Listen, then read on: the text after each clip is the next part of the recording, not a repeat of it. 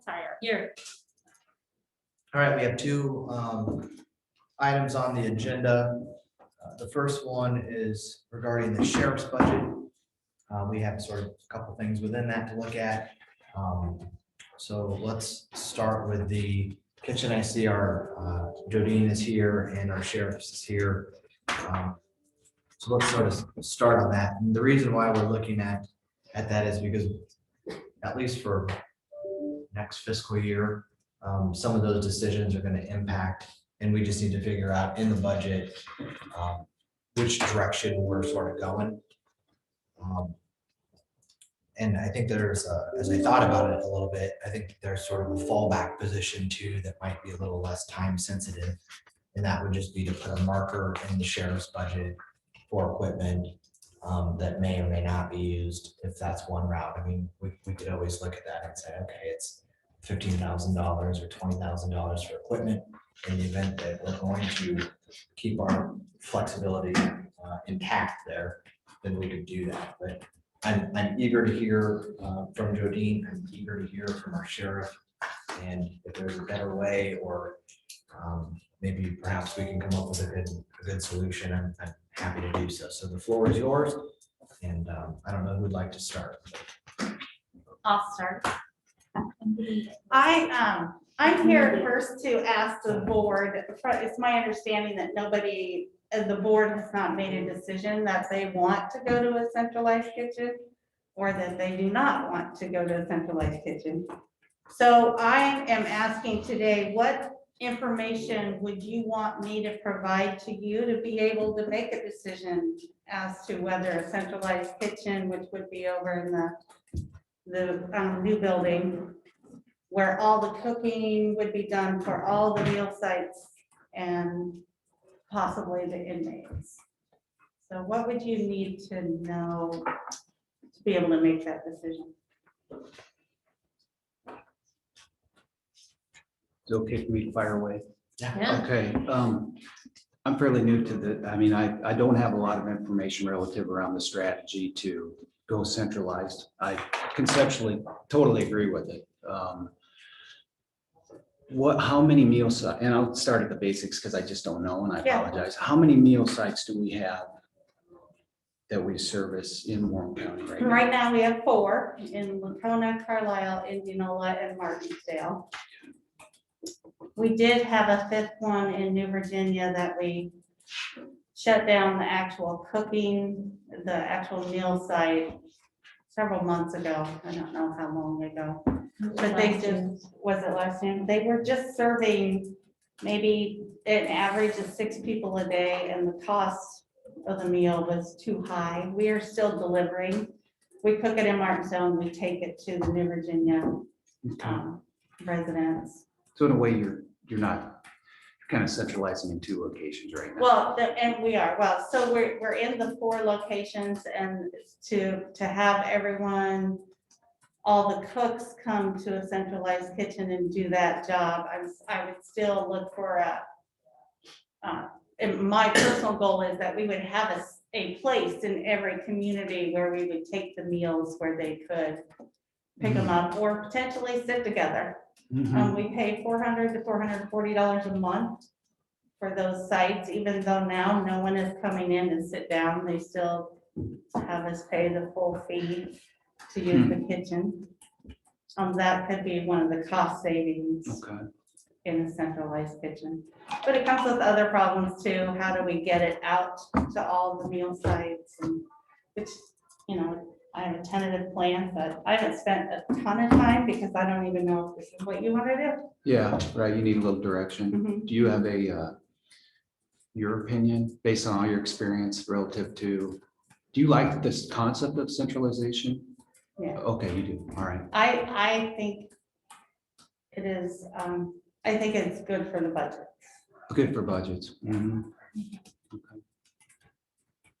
And so the strategy or the goal, your goal would be to have the jail be the new industrial Mhm. kitchen equipment, and that be the central location and distribute out. And you've looked at distribution methods and cost, or are maybe we're not quite there yet because we haven't really Yeah, 100% decided, a or, little bit, I thought about it. I don't have a very concrete plan. okay, I'm thinking that all the staff that's currently employed would remain employed, and we probably have to add one, maybe one so and a half. you'd stay, the county would hire the people to deliver the meals and we'd be we'd be in control of that. We wouldn't be giving up how that works or outsourcing the delivery. That's. Potentially, I think that the staff that we have could be, and I'm just looking to try to maintain, so the community doesn't want to lose their cook. So their Mhm. cook is gonna be in here cooking. And then maybe that cook, the last hour and a half of that cook's day is spent delivering, providing that meal at a site in your community, and then cleaning it up and being done. I don't know. I don't have exactly how many hours we would have to look at, they be in the kitchen. But that's what I'm thinking right now. But like I said, until I know what you guys are interested in or what you need to know from me to make a decision, I'm not putting a ton of time in. It just doesn't make a lot of sense for her to plow in time and work on every angle and what this is gonna cost to the penny if we're not If given some ultimately we're like, no, focus that this is gonna happen. Joe, or our sheriff, is working on with a outsourcing company to prepare meals.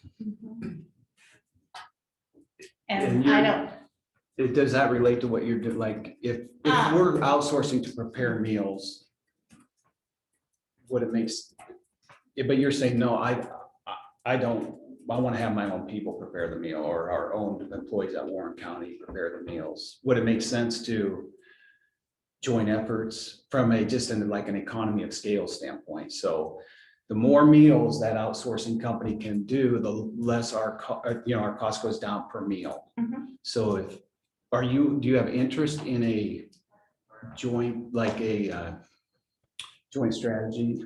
I mean, is that something we should talk about? What Jodine and I think discussed, correct me if I'm wrong here, but we did. if we were gonna do kind of a joint effort, we would retain the cooks and use the kitchen. We could maximize the use of equipment. It would be to where, obviously, they're preparing their meals for their meal program as well as for the inmates. The Aramark idea that was suggested earlier, if it's going to be kept separate and the board decides that's how they want to do it, that was where we could find our best numbers Okay. if we are going to keep the program separate. I agree with her. I think, if we can bring it together logistically for everything, and it could be to where it's considered if one department kind of assumes it and then the other, we pay out per meal, per month or per quarter, however that works. Could be done that way. We discussed some options a week or so ago. And I think, kind of where we're at is we just need to kind of know, are we going left or going right? And then which one do we really need to get into? Do you have an objection with or do you guys have a feel? So the question is, do we compile this all into basically one entity? Your meal program is basically combined. Perhaps, yeah. From a preparation standpoint. So you get your meals prepared, you get your meals prepared. I don't know, can they be the same meals for an inmate versus a congregational setting? Those types of questions. I don't know, but to me, it makes sense to make, from a bit like a efficiency standpoint. You combine your efforts, you prepare the meals are set. This is what they're gonna be. Jodine picks up the responsibility of distribution out to her sites. And, whoever is in charge of preparing, and someone else is in charge of distribution, but they're all the same. That would be the efficient model that, I would like to understand better. Aaron, Crystal, thoughts? I don't want to speak for the entire board. My only concern is distribution and how that would be worked out. As far as centralized, I think that kitchen is sufficient to make meals for the jail as well as our communities. It's just the delivery that I don't have a handle on as far as budget either, so.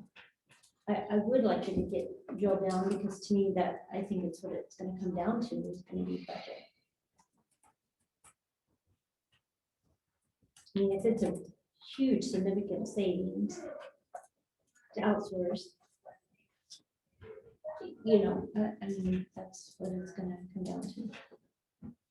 And we talked about, you know, does Airmark do the 3 meals there? Because we can cook the 3 meals, but our noon meal it's kind of a big meal. It's 4 or 5 items, always hot, almost always hot, which would take care of the 1 hot meal a day. And then you could go less expensive on breakfast and supper. But I'm checking with Aging Resources to see, is that I don't know all the ins and outs of this program at all yet. And I don't know if there's any contradiction to serving the seniors with something like that. So I need to get some data from them.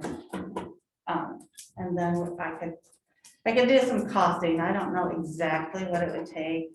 Or we would count 80 average inmates. Is that what I've heard? That's where we're kind of floating for an average, yes. Because Aaron, what do you think? My observations are, I think that the seniors that use the meal site program would probably prefer to have their cooks retained and cooking the meals for them, if that's the route that, if we're going to deviate from the cooking at the 4 remaining meal sites.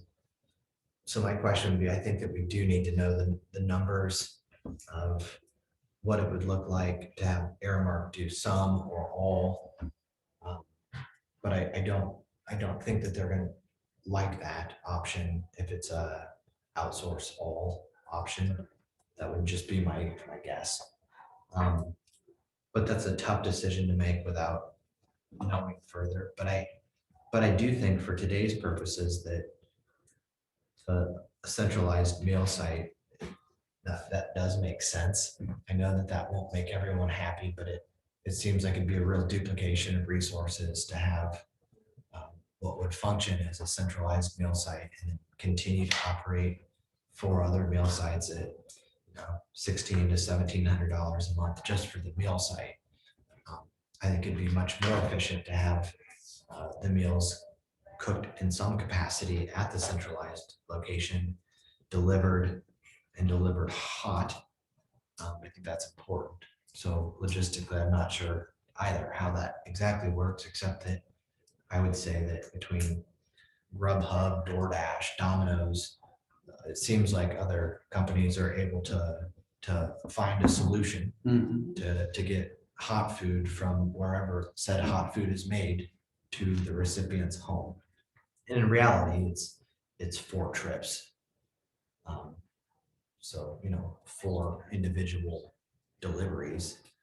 But so long as it's hot and it's solid and delicious food, I think it makes sense to utilize a centralized kitchen. Otherwise, it's a bit overkill. That said, on the locations themselves, it would be my long-term objective.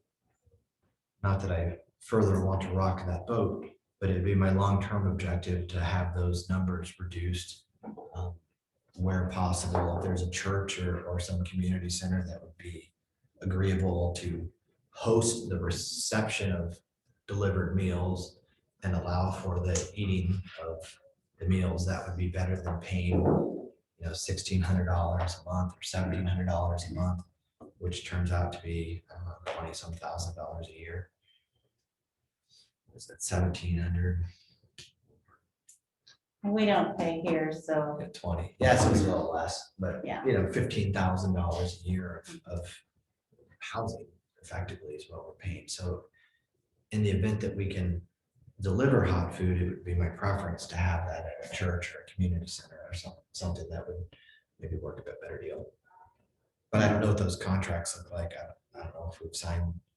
something they with each of renew them. every year. Okay, Can we look at redoing the contracts based on the fact that you're not gonna be using the kitchen anymore Right. at those sites? very likely. So maybe that for continuity, maybe that's a better option. But I do think it makes sense to utilize the kitchen. I'm just not sure what my preference is between Aramark and our own cooks. Whether that's just the new meal and two separates or all three with our own cooks, Mhm. I don't know. But I'm happy to look at those numbers, so that's what I would need is sort of a detail or a summation of the numbers. I'm a little less worried on the delivery because I know that that's fixable, but it's fixable with cost. I mean, as is everything. And one thing, if I can throw in this, when I got numbers for Aramark, we did a maximum, I believe, of 90 meals. So as our meals go up, the price per meal obviously gets cheaper. But we priced our current numbers with Aramark, with us providing 2 staff to help the cook in the kitchen, which if we retain 2 cooks or possibly 3 cooks, the distribution, as Jodine and I spoke about last week, when we get to where we're not having to transport inmates, we can use potentially retrofit a van, which would be a delivery vehicle for us. And as the numbers, we should have enough square footage that we should be able to house enough numbers or house enough product, the way Aramark does their ordering, to provide for everybody on a weekly basis. But that's where to get a true number, I would have to get the number of meals that she would need per day added on, and we could go back to Aramark, and if it takes it from 90 up to 150, we could get a more accurate number. What's the ballpark at? Pre-COVID It's number. 4,500 a month. What is that divided by Breaks down. 23, 25? Say the numbers again, Judy. please. 4,500 average. Sometimes 47, sometimes 43. So, and with the one meal, that's 150 on a 30-day month. So that would put us in the ballpark of 250. That would greatly reduce our cost per meal with Aramark. But that may be too, if we're asking them now to provide, say, 250 meals, they may, for the time, they may require a 3rd staff or something of that nature. We are talking about getting insulated trays for the jail. If we wanted to utilize that method of delivery as well and put racks, like I said, in the van that would accommodate those trays, we would have to obviously purchase more of those. So there would be some upfront cost for the distribution unless you have. Kim, if you had trays or. We have the trays we buy and then they are sealed. We have Okay. machines that we lease that put a film on top so that they're microwavable and freezer. And then the coolers that we purchased are supposed to maintain the temperature. There's some concern in some areas that it won't be hot or it won't be cold if it's supposed to be. We do check temps as we're supposed to, and that's just something if we went to a centralized kitchen and delivery, it's an issue right now when you're sitting in Carlisle and you're delivering to Hartford as your last person on the route, that it's always a concern. But we do our best. Mhm.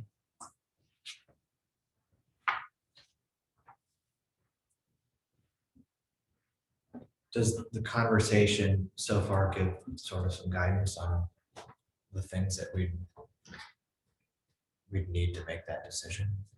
I think what it comes down to is some budget things, right? Is that, Right. okay, I think what we're gonna find is that if we centralize, there will be significant cost savings.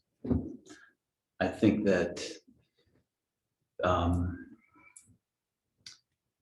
You know, I'm for that. I'm for the cost savings. And I'm for the centralization of, you know, the efficiency associated with that. That's my opinion. I don't know how we would get a handle on quality. Crystal brings up some really good points, you know. Right now, we've got our own chef preparing our meal to their specifications. When you start bringing in a big, Yep. they're like, this is our meal. This is the 5,000 meals we're making for you this month. And there's no customization. You know, I don't really like mayonnaise in my potatoes, or I don't, you know, this is it. Take it or leave it. And so there's a whole different concept out to how you serve your residents. And that's what we really need to weigh the cost savings versus the level of service.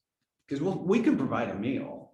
I can provide you a meal. Aramark does, what we found so far, Aramark does offer the ability to order different meals, but obviously that's more costly. It doesn't figure into your standard, you know, meal. People we have reached out to that use Aramark, they allow from our side, they allow inmates to order certain meals if you know, like a cheeseburger or something once a week. But those meals are, I wouldn't say considerably more, but definitely more expensive, which would, you know, default to us if that's what we're doing. And that would default to us. Yeah. That additional cost. So then we'd have to decide, we're gonna allow anybody to order anything they want. So those are the issues, but you know, the quality, I think we could do, could you agree the quality is gonna go down? For what their program is, yes, I would agree with that. Yeah. So that's the decision we have to make, is cost versus the Yes, sir. quality. So we'd have to know generally what is the savings, and then kind of get a feel. I'm willing to jeopardize a little bit of quality for standardization and efficiency, but I'm not willing to jeopardize quality to a great extent. So getting a feel for what the quality differences are, which would be difficult, I think, because Aramark really can't speak to the quality of our food. You know, that's the toughest thing to try to understand, is what is the drop. There's going to be a drop off in quality, but how significant? So if we can get a feel for that, that would be helpful. What's the way to do so? I mean, I assume Aramark provides foods for lots of entities, probably at least within Cole County for sure. We can get a meal or two delivered here. Well, that might be pretty good. Give it a taste test compared to the kitchen. Yeah. that's down here. It's a good idea. Or the exact. I'm same. not looking, Doug said I was. And I'm available- Doug said I was looking for a free lunch. While I'm Dutch, not that. I For both meals. I am available at noon today myself. I mean, I can do that. But I mean, at least then we can have, otherwise we're just talking in generalities. We'll make me suspect maybe that Aramark wouldn't provide as quality of food as our cooks, and that may be the case, but it may not be. I don't know. Yeah. But why don't we see if we can wrangle a prepared meal or two from them, and then maybe the three of us should go down and Mars as well. And making some actual determinations on that, but And for our menus, our registered dietitian creates those based on the intakes and the needs of seniors. I think Sheriff said they have a dietitian that creates the menus. Yes, for- ma'am, as long as we get them that information ahead of time, any Yeah. dietary restrictions for medical needs, for religious needs, is all taken care of when they order and prepare the meals.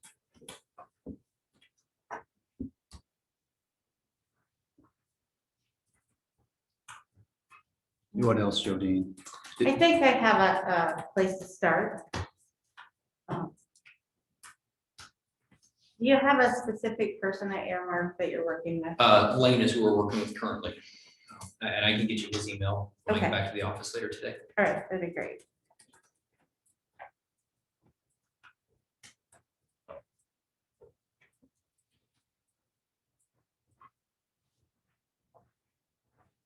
Anything else that we have? Jodine, how many cooks do you have right now?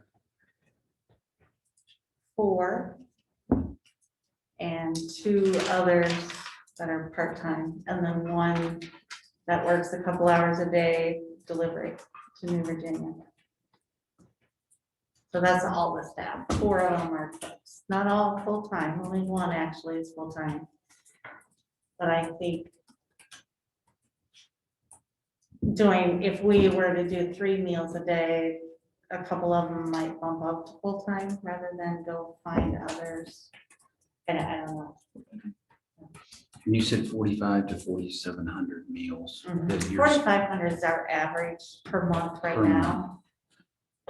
Do you know what your cost per meal is right now with all the? $6.99. Okay.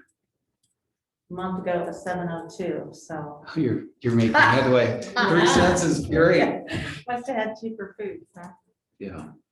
And that includes the lease space, the, I do not think that includes the lease space. I will cost that out too. With the, like your total, the program, and I'm not saying your program, because I know you just dove into this thing and they had, so it's our program.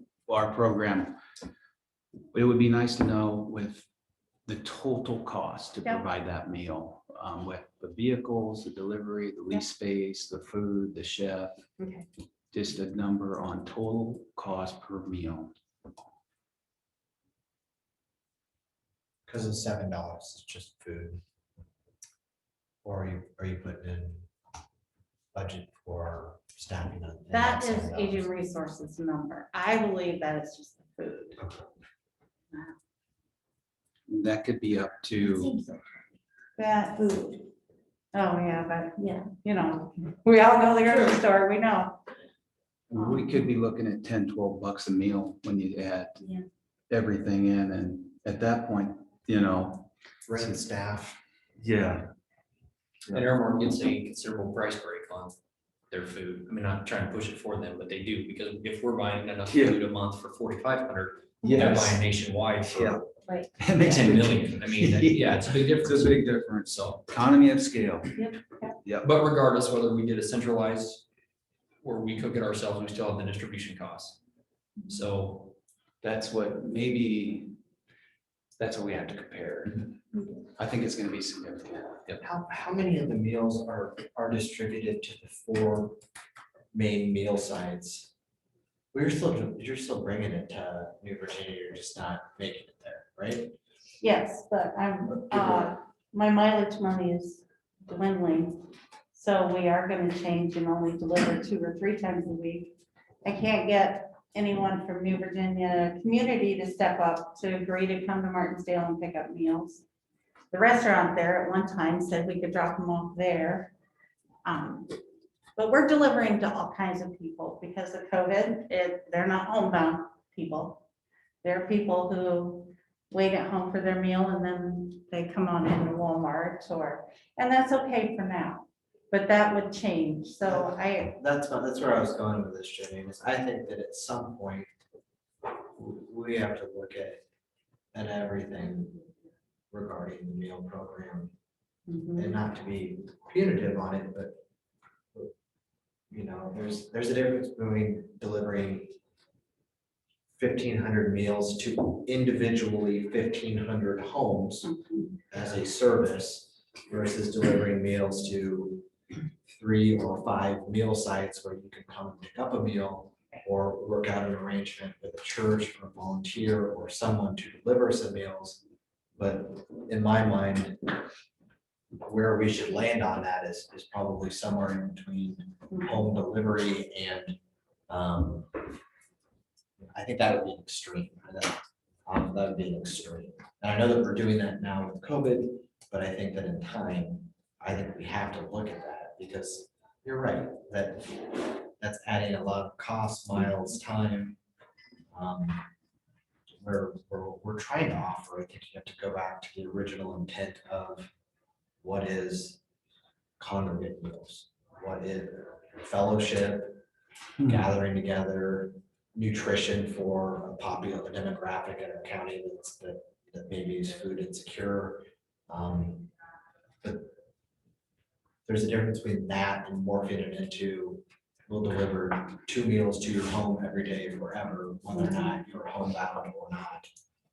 So I think we have to look at more than just this. That won't be popular if you're used to getting your meal delivered to you at home.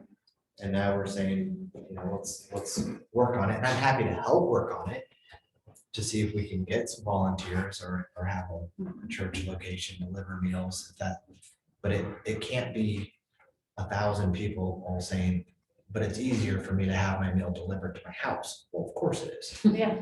But unfortunately, we have budget constraints too, and unlike the federal government, we don't have a printing press.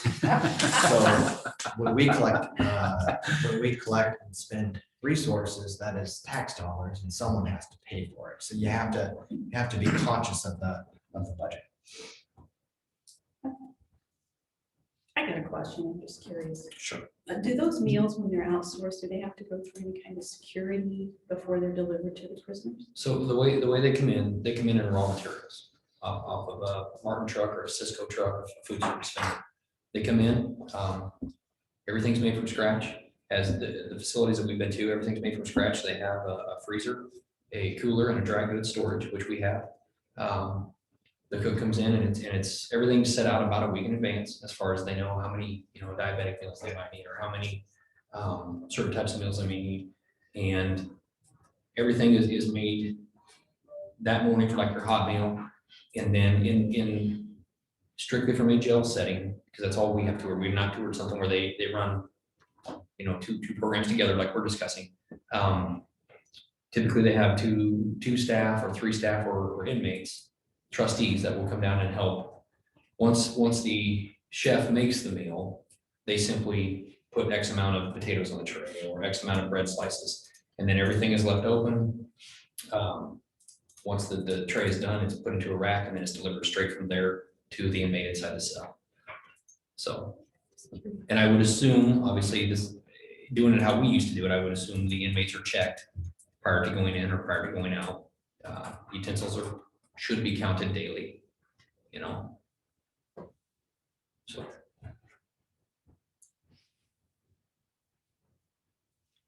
We all relatively satisfied with at least what we need to go forward on.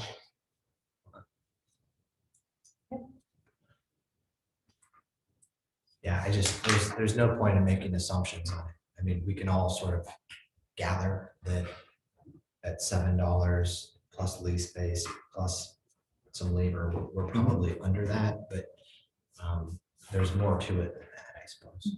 There is. So let's look at it.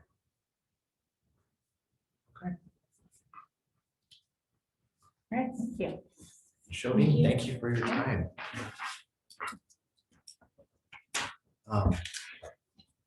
So Joe, do you have some early numbers on equipment? Megan and I have discussed that. The only Thank you. Yes. number we haven't come back on. The gentleman who reached last I spoke with him, we hear back on will be a large mixer. I think Hobart makes it, which we're expecting to be probably in the 5 to 7 range for the commercial version of that.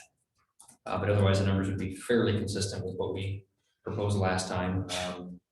If we need to buy some more equipment, one thing we spoke about with Jodine, and we'd have to see exactly what is available to transfer over if we're going to go that route.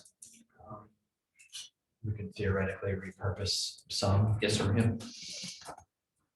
Trays are accounted for. We're getting a pricing from going through a vendor that commercially makes trays. We think we can go through a local vendor and get a much cheaper tray to deliver the actual trays inside the gel itself. Going through the vendors, we're finding carts, I guess I shouldn't say tray, carts that carry the trays in the ballpark of 4,500 to 5,000. We think we can go through a local vendor to have one made considerably cheaper. That would bring that price down a little bit. Guess so. It seems awfully high. Yeah. And the rest of the equipment's priced in. The majority of it, the only thing that we haven't priced in yet is, like I said, in discussing, we have a couple microwaves we'll have to buy. but you can go to Home Depot, pick up a couple microwaves, $200. The majority of it is yes. We're still gonna need to put a marker in the budget for equipment purchase. I don't think we've done that. I think we have an idea, but I don't know that we've got to reach something. So, I mean, we can always amend as well, but We, I prefer to get it in there if we know. I will check with Ellen today and make sure I can send out an email once we get the solid numbers back for the pieces of equipment we're missing. So if we went with your prior number and added another 10 or 15 or so, start. I would think that'd be pretty accurate, because to my knowledge, the only machine that we're contemplating would be the mixer. Do you remember anything else that we didn't already have accounted for? I think everything else was either incorporated in the bill itself or had already been priced in. So maybe that plus 10 gets it at least started. Those are all I had for that aspect of sheriff's budget. And I think Megan will be in a little later today, so if there's some additional questions, we can come back. Plus we're meeting tomorrow too, so we're happy to do so. Okay, sheriff's budget part B, dispatch. We met last week. And, really, what the board's looking for is, I'm looking for, I'm just speaking for myself here, what I'm looking for is, we've got some options. Right now, we do not have a dispatch director or an EMA director. Historically, the dispatch has been under the umbrella of the sheriff's office. And so I'm interested in knowing what direction the board wants to go. I'm also, I think, as part of that, what direction the board wants to go, at least for me, I would like to know sort of what direction the sheriff wants to go, or what sort of plan we can have from your office regarding dispatch, because dispatch is sort of fluid right now. I think everyone agrees with that. There's been a lot of proposals. There's been some changes, and now we're sort of back to square one. And personally, I just want to have a good result. I'm not territorial. I want to have a very functional dispatch office that's well trained, that responds very appropriately on calls. Our county did spend a great deal of resources getting towers that are functional, getting equipment that's functional. And so to that end, I think we've really moved in the right direction to have a much safer first responder and emergency abilities and capabilities here. And so I think logically the next step is, okay, dispatch themselves. So as I see it, I've heard proposals of moving dispatch into the supervisor's department or under them. I've heard moving dispatch to EMA themselves, although time-wise, that didn't make a whole lot of sense to me this year. And it's not because I don't think that that's maybe an okay spot to end up, but because I really dislike rush decisions.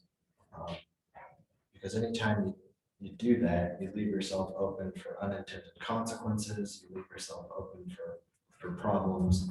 And so I would much rather pump the brakes, if you would, and make sure we're very well thought out on exactly what's happening and why, and it needs to make sense. Otherwise, I will tell you, I think that dispatch under the sheriff's office is a logical default position, that you work probably the most with them. And so I'm open to any and all of the above. But I'm not open to a rush decision. I'm not open to just the velocity that this, in my mind, seems like it has. And the last point that I'll make is that I really think that we need to have some buy-in from our dispatchers. And while I understand that they did have a supervisor in the past, I also understand that, perhaps they didn't have as much training and leadership as they could have.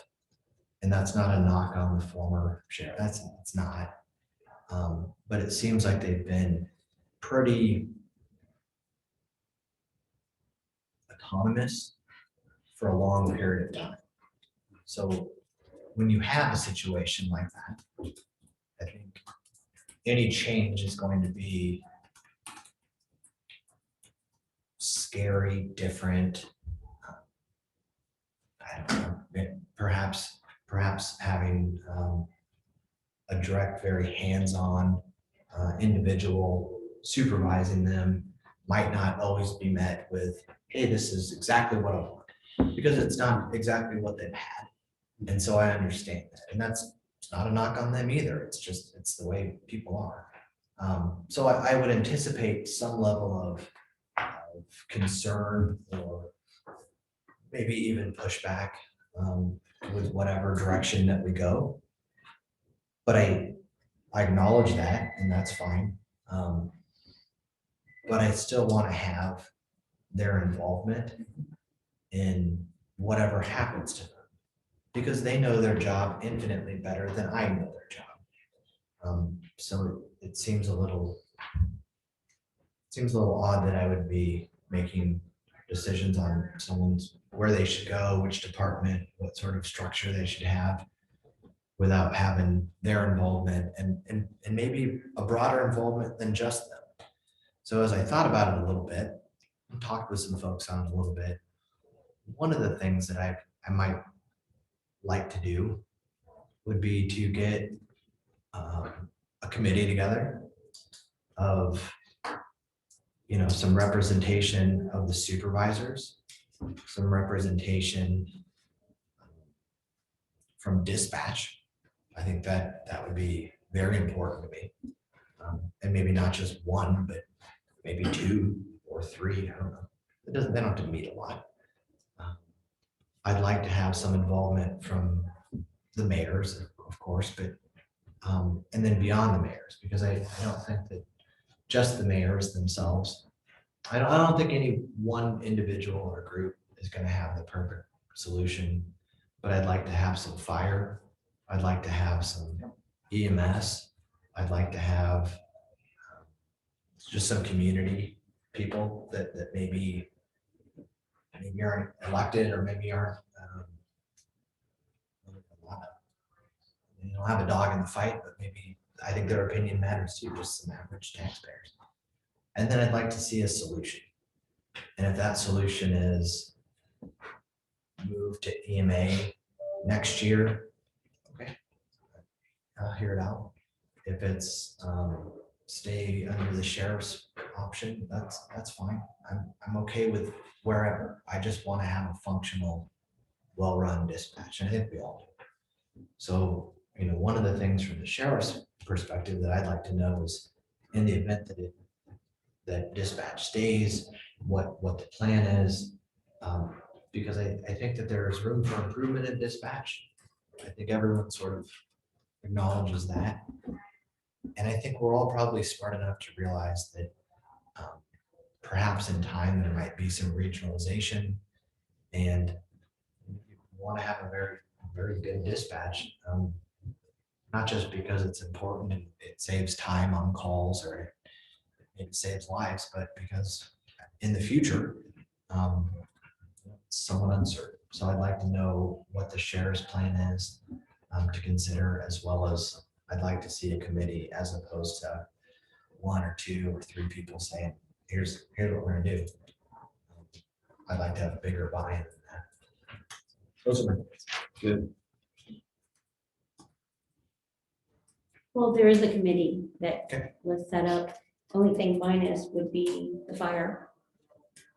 But it has all of those people representative on there. So, Including the dispatchers. two of them. Okay, good. I guess I wasn't aware of that. That's a It's called a restructuring committee. restructuring committee. It Okay. was formed back in October last year. How often do they meet? Well, we were meeting once a month and then it was weekly or bi-weekly. And now it's back to once a month because of our legal representative has asked for more time with other things going on. So do we have fire on that and community members too? No fire, no community members. So it's mayors. How many people are on the committee? Oh, geez, I think it's 9 presently. One supervisor, 2 mayors, 3 mayors? I think it's 3 mayors, two major cities and 1 rural mayor. 4. Doug? No, he's not on it. So we got 4, 1 super, 3 mayors, 2 dispatch. Yep. Sheriff? He was invited.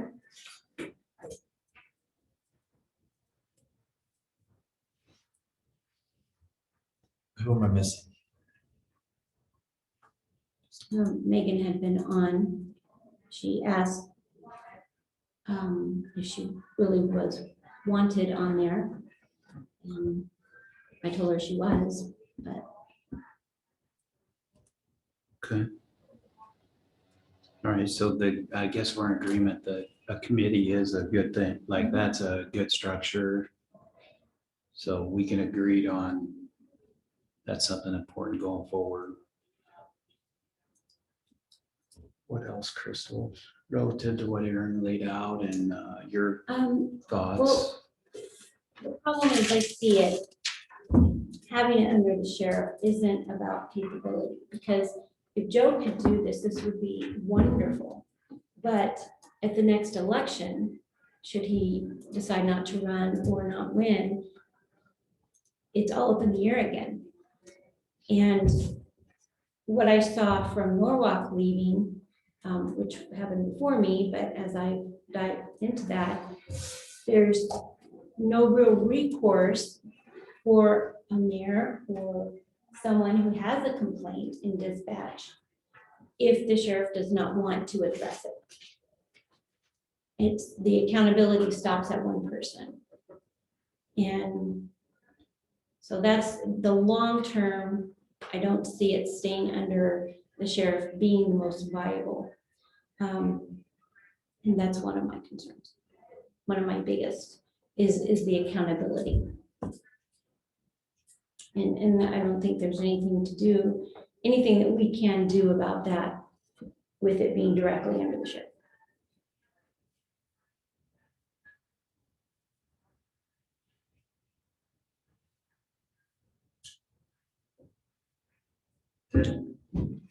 And I think I heard this, but I don't know this. Did EMA not, did they put dispatch in their, did they put a director in their budget for the year?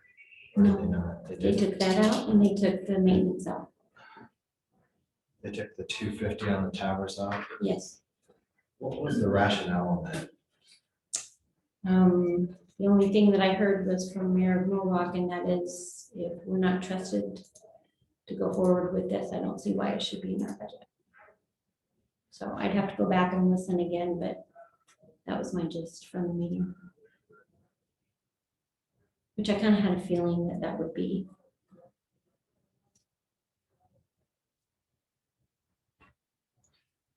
And then the director's not in the EMA budget? And I had mentioned that it was in the sheriff's budget. it's difficult. I agree with you that the accountability piece and the, lack of ability to increase the level of service and within dispatch is limited at the Board of Supervisor level. That's a concern. What was the concern? Like, we're not in control of it, and we can't keep people accountable, just what you laid out. I agree with you that that's the thing. Here's my 2 cents on this. Dispatch has been floating around. I've been here 37 days and there's been 3 different structures for where dispatches sit within Warren County. And I think we owe it to dispatch and to the sheriff to make a commitment. It's what I was hoping we could do today, is just make a commitment to a point in time, and I'd like maybe the end of the year, and we say dispatch will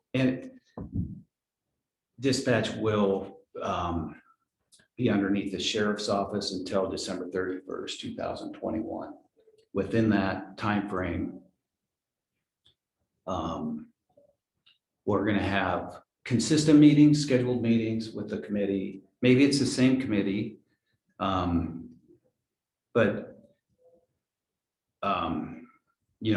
we could determine that. Maybe we could determine that today. I mean, we could pick some members and we could go. I would be happy with that, but maybe we're not ready. But we owe it to, from a Board of Supervisor level, we owe it to the Warren County and to the community and to dispatch and to Joe to say, this is the Board of Supervisors plan. This is our direction. And put a date out there. Joe, I mean, I've spoken to Sheriff Carrico about this. He seems committed. The thing that I think is a positive is he agrees with all of us that there's a gap within dispatch right now, a cultural gap, a customer service gap. He's in total alignment. When we were running together, we kind of echoed the same principles when we were running. Increase the customer service, generally for Warren County, increase the customer service levels, create a better culture. So this isn't, I don't see Joe pivoting off what he is principled to be or do. So in my mind, I see somebody that doesn't just, hey, this is what I'm going to tell you today. I mean, he's been echoing the same principles to me before he was even elected as the sheriff, just so you know, so you're aware, and so you're aware, Aaron. But he's already said it does need supervision, which wasn't the case 3 months ago with the previous sheriff. It was just floating out there. So Joe's recognized. First of all, he's saying, and Joe, you're gonna get a chance to talk. But what I'm hearing is just because one, it would be like me saying I'm as good at budget and finance as Doug Scholl. We know that's not true. Like, we know there's a different skill set for elected officials, different areas of concern, different motivations, different plans, different goals. So, I think it is possible for one person to come into an elected position and change things for the better. In my mind, I think that's possible. But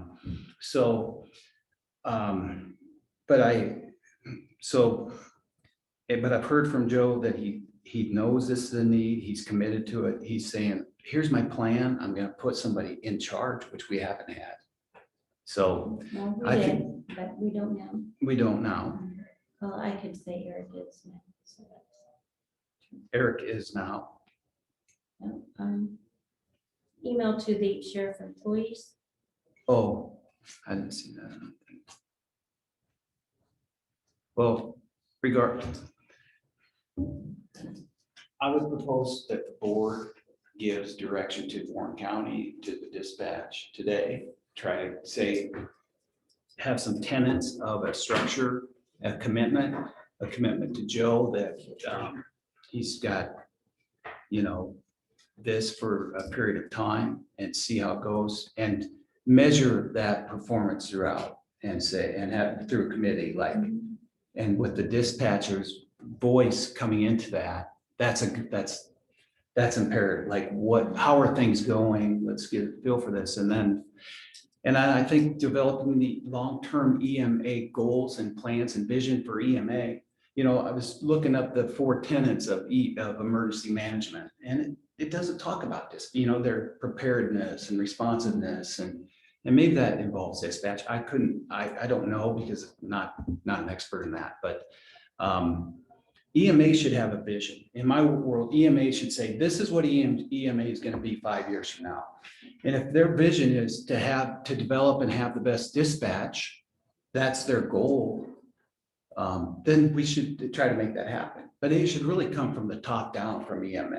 Oh, yeah. And to me, it's more of, hey, we got a problem here in dispatch. Let's kind of shift this around and try to find a home for this, this problem that we have, or this issue that we have. And I don't know if that's the right logic the board should be using. I think we should have these plans and visions should start at the leadership level. Joe's saying, my plan and my vision is to increase customer service level of dispatch. My plan is to increase the amount of input from the local mayors in the smaller town areas to have them have a voice. And my goal is to create a better culture for dispatch. That's kind of that's his vision right now. Well, he kept saying that to Diane and I, who is the interim chair, now chair of EMA, all last month, in, I don't know how many meetings we had with Joe. But in each time, I wanted him to tell me his plan and to lay it out so that we could just back off and let him do his thing. But there was never a plan. It was always, this is what I have, and an idea, but Okay. and we met many hours Okay. where it could have been laid out. And so that was, I hope that the plan is presented today. That would be a good start. First of all, during the month of December, there are a lot of things that were discussed about dispatch, about the jail, about a lot of things. Frequently, I heard, you're not the sheriff until January. So a lot of ideas were not, I don't think, come to fruition like I had hoped to get out early. Fast forward to now, though, with dispatch where we're at currently. At the end of the day, whether you're your own police department, whether you're a paid fire department, whether you're a volunteer fire department, or with the county, our central hub is dispatch. And because they provide a product to everybody, everybody should have a say in the development, in the procedures and foundation of dispatch. What I hope to do is with a supervisor from the sheriff's office over that, it gives New Virginia Fire Department, which is volunteer. It gives Indianola Fire Department, which obviously we all know is paid. Carlisle Police Department, which is paid. It gives them all one point of contact if there is a concern. What I would like to see, and I've already spoken again with several people about this, I would like to see a committee where you have fire chiefs, both for the paid departments in our county, as well as the rural departments that are volunteer in our county. The police chiefs, if they're willing to be on, or a designee of, and the mayors. And the reason I think everybody needs to be included is because you take the town of New Virginia, or Milo, or Lacona. You have a volunteer fire department. Their needs or desires on how dispatch is done, it may be a little different than what Indianola wants. But Indianola has a mayor that oversees a paid police department as well as a paid EMS department. There is no reason we can't collectively work as a group. It doesn't mean that everybody is going to get everything they want, but it definitely gives everybody a voice and everybody a share in it. And I think, and I understand the concern, I believe that I heard earlier today, in 4 years, what do you do if it's under the control of one office or one person? What do you do in 4 years when that changes, or in 8 years when that changes? This is where I think if you lay the foundation now, you get a committee that is on board, that is comprised of all the components. Once that's up and going and smoothly, I guess nothing would surprise me, but I can't see that someone would just come in and throw all that away. But it gives Carlisle Police, it gives Hartford Fire, it gives Indianola Police, New Virginia, Lacona, everybody a say in the policies. When we talk about going forward with training as far as what they expect out of dispatch, how to improve, I guess what I'm gonna refer to as our end product, to the users. It gives everybody a voice in that, and it allows a committee to guide the path forward. No one person, whether it's going to be a mayor, a fire chief, a sheriff, a board supervisor, no one person is going to be able to have the answers for everybody unless there is a group that is allowed to give their voice and give their opinion on it. What I think we can do going forward with having a supervisor directly over dispatch out of my office, if there's a concern with the dispatcher, the police chief, the fire chief, whoever that may be, can come right to that supervisor, address the immediate concern. You also have a situation where if it's something that is ongoing as the situation's unfolding, it's something that can be addressed now versus, okay, it's got to wait for a week to go back to a board meeting. Yeah, we'll get through it today, but then we can address it in a week, or we can address it in 3 weeks when we have our next meeting. You have a person right then and there that can address the situation if needed. And I go Okay, back, you have a supervisor who is currently a deputy over patrol, correct? I'm sorry, You have a deputy who is currently on patrol and over patrol. Yes. currently? Yep. Okay, so in December, there was an issue between a deputy and a dispatch and how they communicated with each other. correct. And so you want to have a supervisor who is over patrol, whose side is he going to be on? Well, you can't have, you have to have a situation where the supervisor understands that it's not a matter of picking sides. It's not a matter of just saying, okay, you're a sworn officer, I'm going to take your word and your version of events over dispatchers. You have to have buy-in from the patrol deputies, you have to have buy-in from the dispatch. And the only way you can get that is to show in time that, yes, there was fairness dispensed. I think who I envision going forward has shown over the years of him being a sergeant over patrol that he is fair. There's a situation where if you, and hypothetical situations, a couple of them here. If you have a situation where a dispatcher and an Indianola officer have an issue, the supervisor for the sheriff's office can then reach out to Indianola and we can rectify that situation, or vice versa. You know, if it's from Indianola too, that reaches out to us. If it's something within the sheriff's office, we can handle that in-house. If it's something within the state patrol agency, if there's an issue there with dispatching, that can all be handled through one point of contact for everybody in the county. At the same time, if it is a EMS to dispatch or law enforcement to dispatch issue, or vice versa, you have the option immediately without having to wait for another meeting. You can have the police chiefs get together and separate things up. You can have the fire chiefs and law enforcement get together. I think if it's under that hub, correction, I think if that hub is under the sheriff's office, it allows for efficiency, expediency, and once the committee, whoever it's comprised of, with fire chiefs, law enforcement, and mayors, once the foundation and the policies are put in place, then everybody knows their path of recourse should something kind of start to go off the rails. Everybody knows where to go. Sounds very similar to what we had going in EMA too, so. That's kind of what your Oh, goal yeah. was, to have that one point Almost of identical. contact. Mhm. Yeah. Question being whether 1/3 of the person or position that Joe has created, I didn't see the email, so I'm behind, like, I don't know, What- but if is it, What the email stated was that given the information that came out last week, we can't just leave it open. So the Yeah. email said, any scheduling would be directed to Sergeant Burrows. Sergeant? Any staffing would go to, I believe it said to Phil or myself. Okay, Because we still have to function in the department until a decision is made. We Right. can't just walk away. Can you address what happened to Mr. Nathan Allen, please, As far as as he was your employee?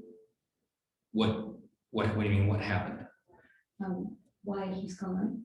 So on last Friday, I received a phone call and I was asked by the person on this phone call, given the resignation had been given, I was asked to come over and advise Mr. Allen that his resignation obviously was tendered and he would be, the terms of that resignation would be met, but his physical presence for the next 2 weeks would no longer be here. That is a policy exercised by many large companies that avoids issues. We were asked to do that and we honored that request. Who you asked? County Attorney Doug Eichel's. It was not that I just walked over and said, hey, you're gone. It was not that way at all. When did he resign? Friday? Or when Um, did he No, actually- it I mean, was I knew- Wednesday. I knew it was coming, I The just didn't 10th. know when he tendered the resignation. It was the 10th, and he would have rendered his 2 weeks here present. He's paid out for the rest of the month or whatever, term of the resignation. Or I suppose. I would really like to have that confirmation from Doug Eichholz that you were asked, Joe, to go ask Mr. Allen to leave. That's not what I was doing. Do you need that? You want to go get that right now? I think Phil went to go. Okay.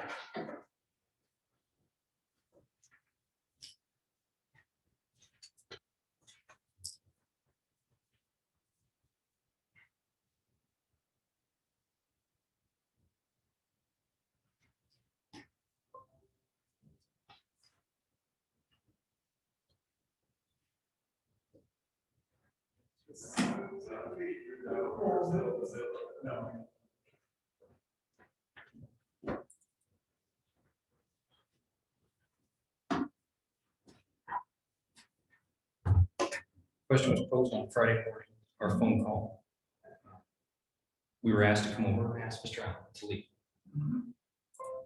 And you asked him to come over with Phil to escort Mr. Allen out. We had talked about this, Okay. okay? And I talked about this with multiple supervisors also, about his resignation and where we stood with all of that. Right. And we had talked, I think everyone's aware, we had talked about multiple separation agreements Mhm. in trying to resolve all of this. In my opinion, after he gave his resignation letter, the best course for the county was to separate at that moment. Okay, and I didn't see, and I've expressed this to multiple of you, I didn't see the point in having him remain on for another 2 weeks. And to this day, I still believe this, that more bad could come out of good. I agree. So that's why I asked and talked with Joe, asked him to go ahead and do that at that time, because I believe that was in the county's best interest. And I think that the way it was handled that morning was very professional. I wouldn't have asked him or Chief Deputy Grimm to do anything different than what they did. I thought they handled themselves exceptionally well. Thank you. I think there was some, I mean, we talked about, Doug had talked, we talked about this, the exposure, there's a lot of anger, there was a lot of volatile things, I didn't know, I wasn't aware of the plan or but I do agree, well, generally, after the fact, maybe that, I have to say, I do agree that, removing that, the litigation aspects of what could happen, the more time that Mr. Allen had spent in our building, the more opportunity there was for some exposure to the county. I did feel that way. So just so you know. And that's not to say that something was going to happen, it's just why put everybody in that kind of situation? We had already agreed we were gonna pay him, and we still agreed to that point, to today, that we're gonna continue as a county to pay him through the last date of his resignation letter. So there was no question about that at all. It just wasn't gonna foster much of anything positive out of it at that point. So, Is timing on that, was that sent to payroll, to stop paying that month? You know, that- I will make sure that there is, Yeah, if just, it's not been, yeah. Well, we all know that there was, personalities were not meshing and gelling, and so the gentleman decided to resign. He resigned. It's done. I'm moving on from that at this point. But I will say this, and I'm happy to give our sheriff a real opportunity. And maybe we pick a date of October 1 or December 1 to reassess. And I'm good with that, but I want to give a real shot to see if we can move forward and make some improvements in dispatch. The director is not in the EMA budget. So, I mean, like they're going to be hiring a director, they don't have funds to do so. We didn't, when we did hire, it was under the help and direction of the sheriff. We've never paid a cent. EMA hasn't, so. Yep. And so it appears that our sheriff wants to take a crack at it, and I'm great with that. I'd like to see some improvement there. I'd like to maybe look at some metrics to see if we're improving, something that's quantifiable as opposed to just generalities that we frequently speak in that doesn't amount to much. I think that it's, from my perspective, it wouldn't hurt my feelings to see a new committee, just some fresh perspective on things, because clearly there's probably some feelings that are hurt or anger, or people aren't happy with whatever. I think that having more buy-in from dispatch, I was perplexed at, and I believe you, Crystal, and I know that there was 2 of them that were on the committee. I don't know how there was such a gap in how information got distributed to the rest of dispatch, because since December, they didn't know, many of them didn't know well, maybe not since December. It just seems like they didn't know really what was going on, and things had changed some, and so they were perplexed, but I'd really like them to be heavily involved. But I'd be comfortable with sort of a reassessment, let some dust settle on some things, let some time pass. And I'd like to give the sheriff a real shot to see what they can do. So those are my takes. But the one other thing, and I'm not coming to the defense of the sheriff, he's plenty capable of doing that himself, but one of the things that still just doesn't sit right with me is the timing. I mean, I know that the director was contemplated well in advance of November, right? And EMA wanted to hire a director of dispatch well before, and Foss did as well. But ultimately, that decision didn't happen until November, December start date. First or second. In the event that if a new director is there, I think it's important to have buy-in from the sheriff's office too. And the current We sheriff. did, we met with him in November, and I was looking for direction of, if he wasn't on board, then we would have never hired. Nate, we would have stopped that, because his hire date was in December after the election. I don't find fault in the sheriff for not having a formalized concrete plan between December and middle of late January, because at that point, if I was the sheriff, I would think it was pretty up in air with a new director, and it's going to EMA, it's going to the board. I might not be there, so I'm not looking at it and saying, geez, Joe, I wish we had a plan that we do now, but that actually makes sense to me. There wouldn't be one if he's thinking that it's going somewhere else, then why would you spend a whole bunch of time working? And this morning I had a phone call with Mayor Hall on March 11th. We've requested a meeting with the EMA board, and I'm going to reach out to Doug McCaslin and see if we can have the E911 kind of do a complete meeting. So we have the mayors, we have the fire chiefs, everybody's there, and kind of let them know where I hope to go with things, the reasons why. And everybody has a choice either, or an opportunity there to, if they have something immediately come up, or as, and sometimes it takes time to digest things, but they'll have a point of contact in myself to call back a couple days later after they thought about it and say, hey, maybe this or maybe that, whatever it might be. we can definitely move forward and have a better end product for the county. Talk about measuring. I love that concept of metrics and knowing the numbers. And is there a way, Joe, for us to measure the customers? When we say customer You can service, listen to the calls. you can listen to the calls, There but can be a handful can, of those. but, okay, but it's like when you start talking about belligerents with the deputies and dispatch or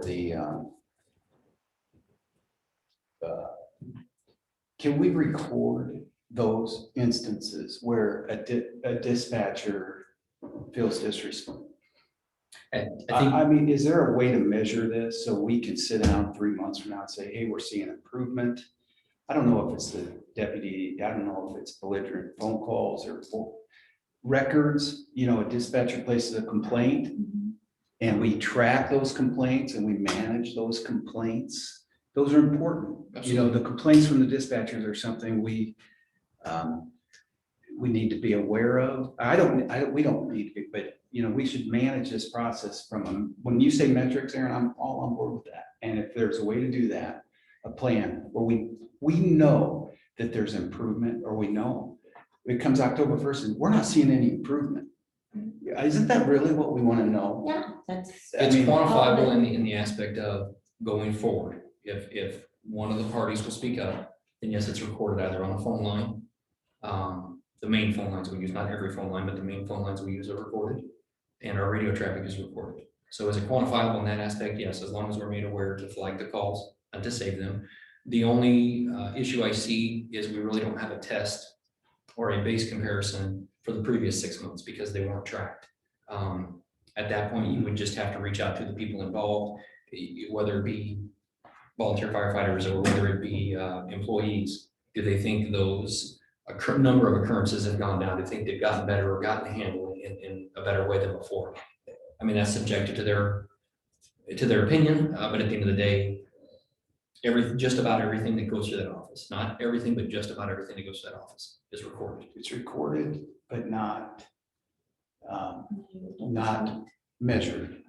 You can record every phone conversation, but until there's a process in place to say, this is a complaint from a dispatcher, this is a belligerent phone call, this is belligerent conversation. Yes. Until you can say, how many of those did we have in Yeah. January? You got enough to compare to. Yeah. We don't have much, except for, hey, there's been some. And are we, so a way to measure it, track it would be, and I'm not talking about spending $1 million to figure No, out yep. the numbers, but if there is a way, and maybe let the dispatchers figure out a way to record this, or not record the conversation, but track and measure how many times. There's a form, fill out a form, another form in the county, fill out a form of a complaint, and we keep them, and then we look at them in our committee meetings. Say, well, we've got 18 of these this month, and we start tracking, and we see where we go in 10 months. Does that seem to make sense? Oh, yeah, Okay. should have been happening a long time ago. Diane Hall. Can you hear me? Yes, Gord, can you hear me?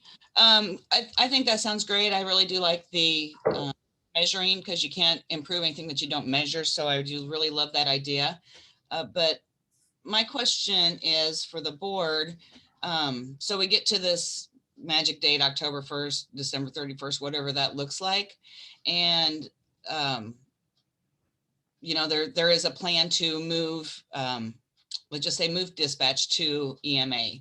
So what at that point would prevent the sheriff's department from wanting to keep it, or the board of supervisors allowing the sheriff to keep that? Because we did have a plan in place for the last 2 years with EMA.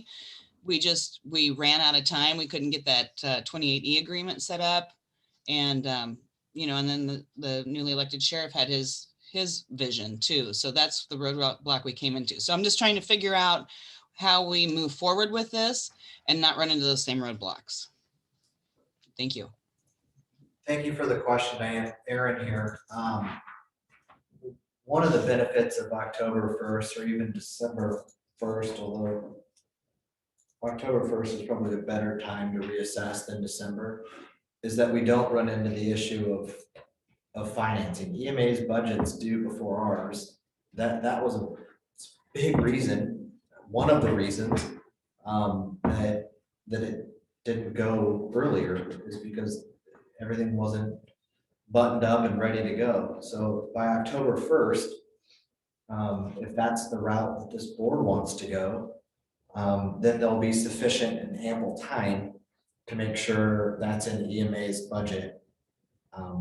So that's part of the reason. It's not just an arbitrary date selected, but there's some back thought on that. Two, I think the other issue that I would be working on if I was EMA between now and then is if that's the route that EMA still wants to go, I would be working on getting some buy-in on your 2080 agreement with the board, because I still think that while people say what they want to do, that doesn't necessarily mean that you've got 2 out of 3 board members that are on board with it, unless that agreement is agreeable to 2 out of 3. Otherwise, it sort of dies for yet another reason.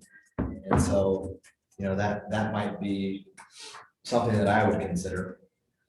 And thank you, Aaron, for that information. We have been working on that 28E pretty diligently, like Crystal mentioned, every couple weeks. And so we're getting pretty close on it, we feel. So by the, our next meeting will be in March. We had to kind of push that back a little bit because our legal counsel had some other commitments. But I'd be happy to get that draft to you. And if you guys want to take a look at that and give us your feedback too, that sounds fantastic. Thank you. You bet. And then just so everyone knows, I want to be as open as possible. I'd love to look at how it progresses between now. Let's just say October 1st. That's fine. But in the event that it's going well, I make no mistake about it. I'm not trying to upset the apple cart just for the heck of it. I need to actually know that it's not going well, or that there's a real better reason and why that makes sense. I get the funding metric is a big plus for moving it to EMA, but I need to make sure that it makes sense. And hearing the words it makes sense is one thing. Seeing that it actually makes sense is, I don't know that I've crossed that threshold. So, not saying there's not time, there's plenty of time. Yeah. If there has to be a compelling reason, and if we can all agree it's broken now. It's broken. In October, if it's fixed, if it's not broken, what are going to be the compelling reasons? I would struggle with that as well. If there is improvement, it's trending the right way. So I do concur that there's no guarantee, that I want to make sure, I'm just not, if the 2080 agreement is in place and the board has the functionality around the budget that we need, and we're not writing a blank check to EMA and all that stuff gets worked out, and we have, there's a qualified leader and there's a good plan. That's still not 100% guarantee that that I feel like that's a compelling enough. If the trend is the sheriff's offices, when we're measuring this, and if we're measuring it and it's, improving, it would be harder.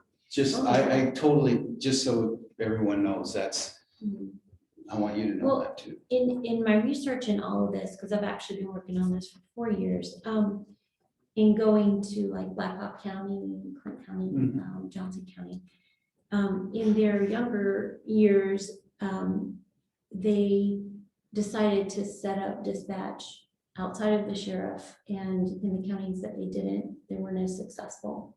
And we are a county that experienced 2 to 4% growth a year.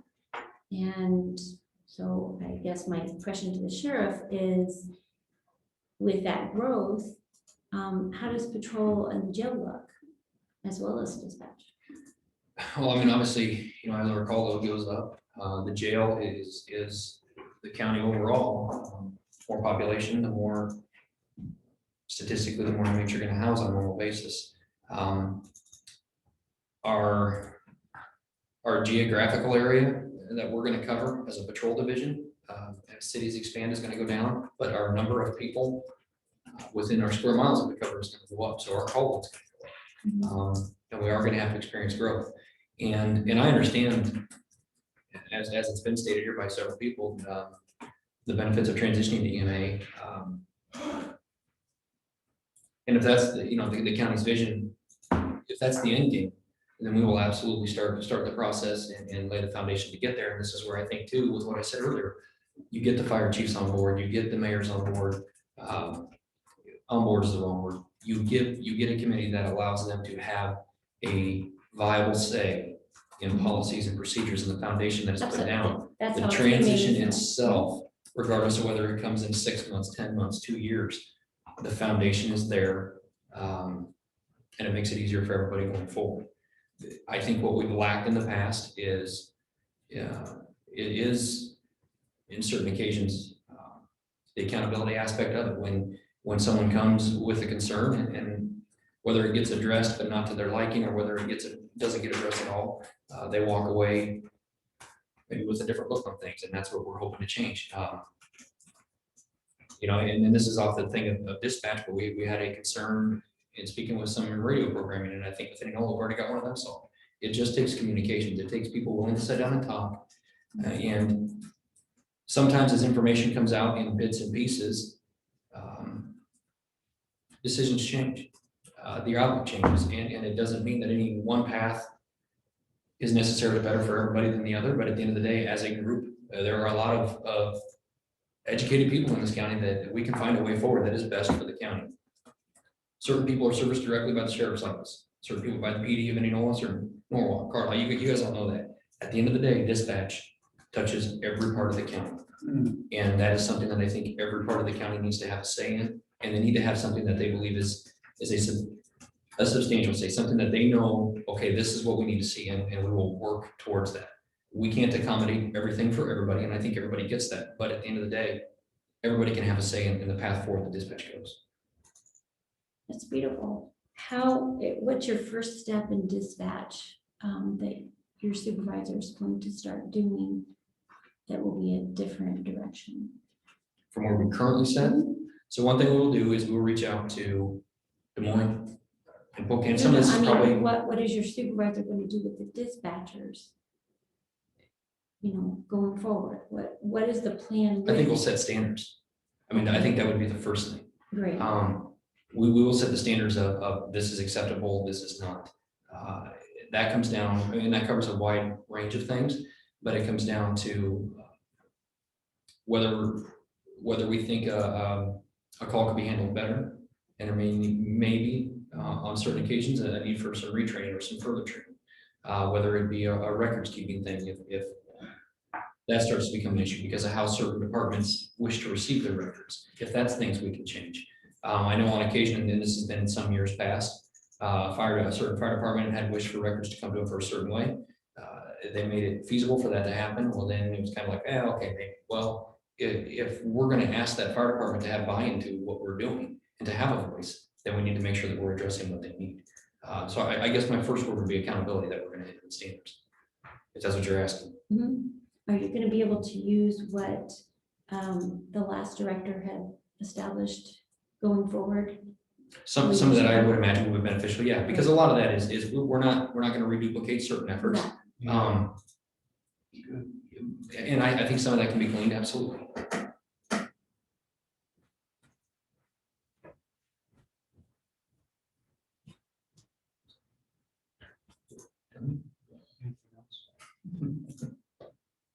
Anything else, Kristen? Well, I still don't feel very clear about how you're going to take care of dispatch in the future with the growth, especially with our limited funds in the general fund.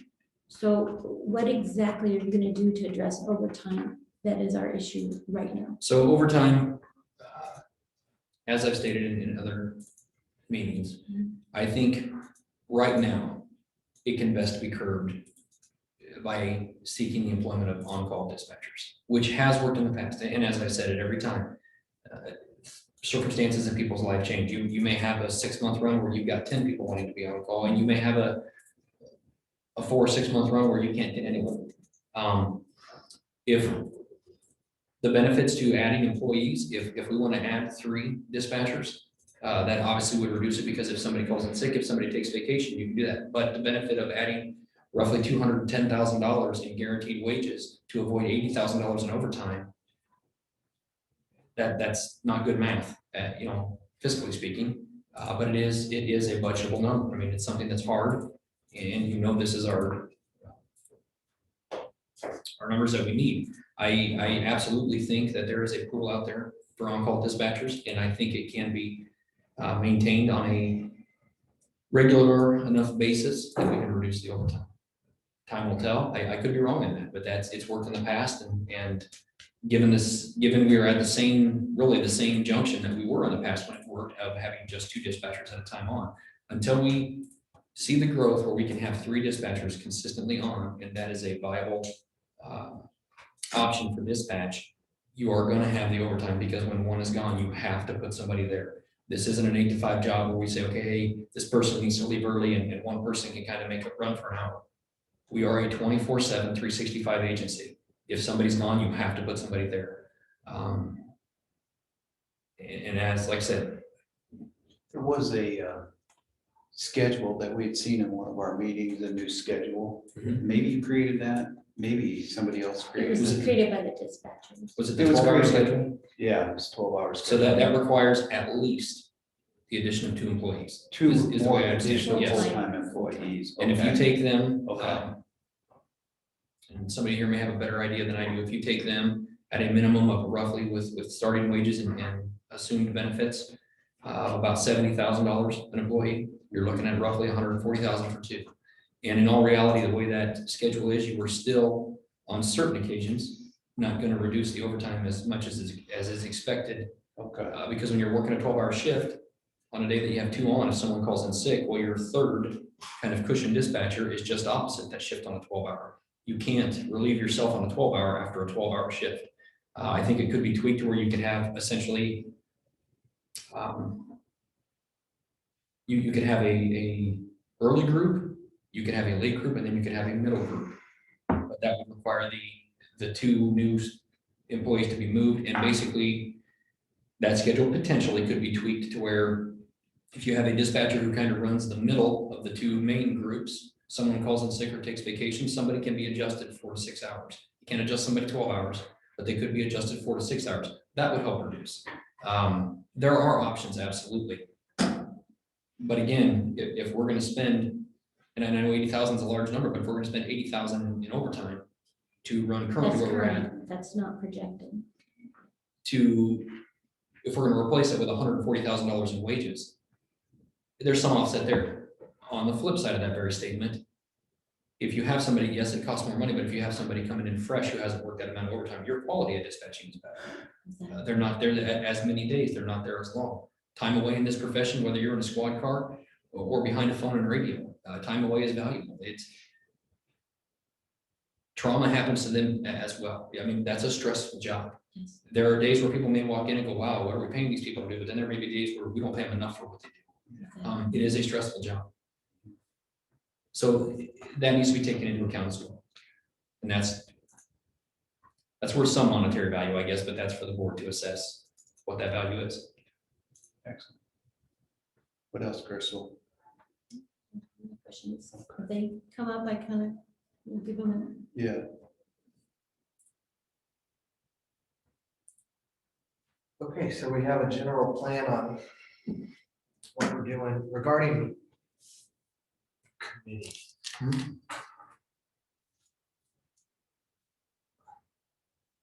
I don't know what that looks like. Here's one thought I have. The more people you have on these committees, the less efficient they are, less the information flows. What And it's a concern. Go ahead, sorry. No, that's it. Go. What I was going to request of the 911, because you have your fire chiefs, out of all the fire chiefs, You have fire chiefs and law enforcement. okay, Yes. So I would think, given the fact that we have 2 additional police departments within the county, I think to me it's a no-brainer that either Chief Button or Chief Cope or designee of be allowed to be on the committee.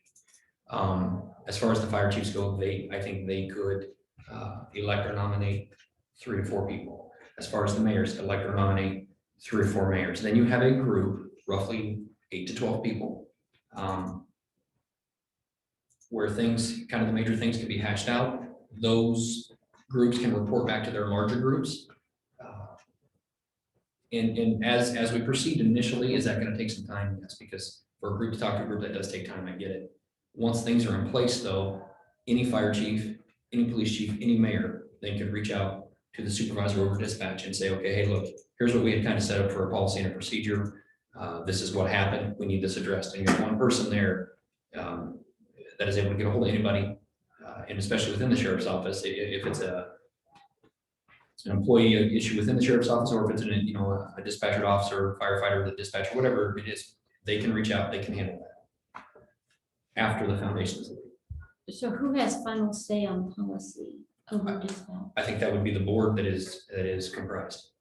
This Okay, committee so you're the talking about? committee- Yes, I'm sorry, yes. The committee that is formed, I think, would have a find that any policies would have to be approved through them. Because I think that's how you get them to know that they have a say in things. Wouldn't legally the board of supervisors have final say on that? But can I offer a suggestion? I think you're at a point where you can completely reimagine what dispatch could be and what a lot of different things regarding emergency services in this county could be. So I think forming a new committee would be good. I'm not criticizing the committee that you've been involved with forever. The purpose of that committee is completely different than what he's. I see that too, It's, like yours is, ours is for 20E Absolutely. agreement. yours is EMA. So, but underneath that, we would have had a policy committee that would report it to the commission. It would have been made up of the same. So what I would foresee is pick a rural fire department, pick a city fire department. Pick one of the police chiefs, obviously sheriff's gonna have to be on there. Pick a rural mayor, pick a city mayor, that kind of thing. Pick some citizens Yeah. that have to. They might not deal with this all the time, I would hope not, that they're dealing with dispatch. But find some citizens, so you've got citizens that have some buy-in.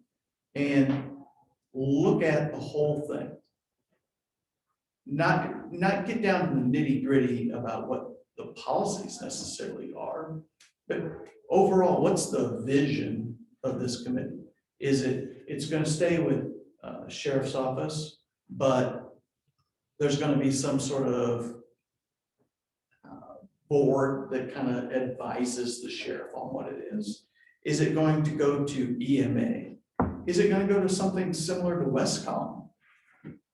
That has a whole different potential funding stream. Right. Because that's a part of all this that needs to be addressed, is where's the money coming from?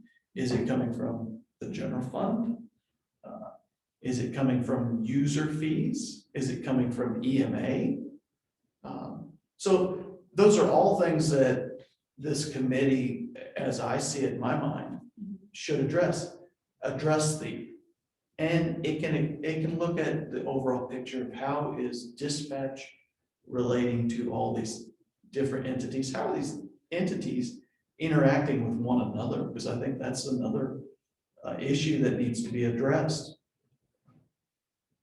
I agree with October 1st being the date to come back. They need to get in, plow in, figure out, because if they say it's going to go to EMA, just for example, that gives, in my mind, a sufficient amount of time to give a report back to the board. The board's obviously going to have to take action one way or the other.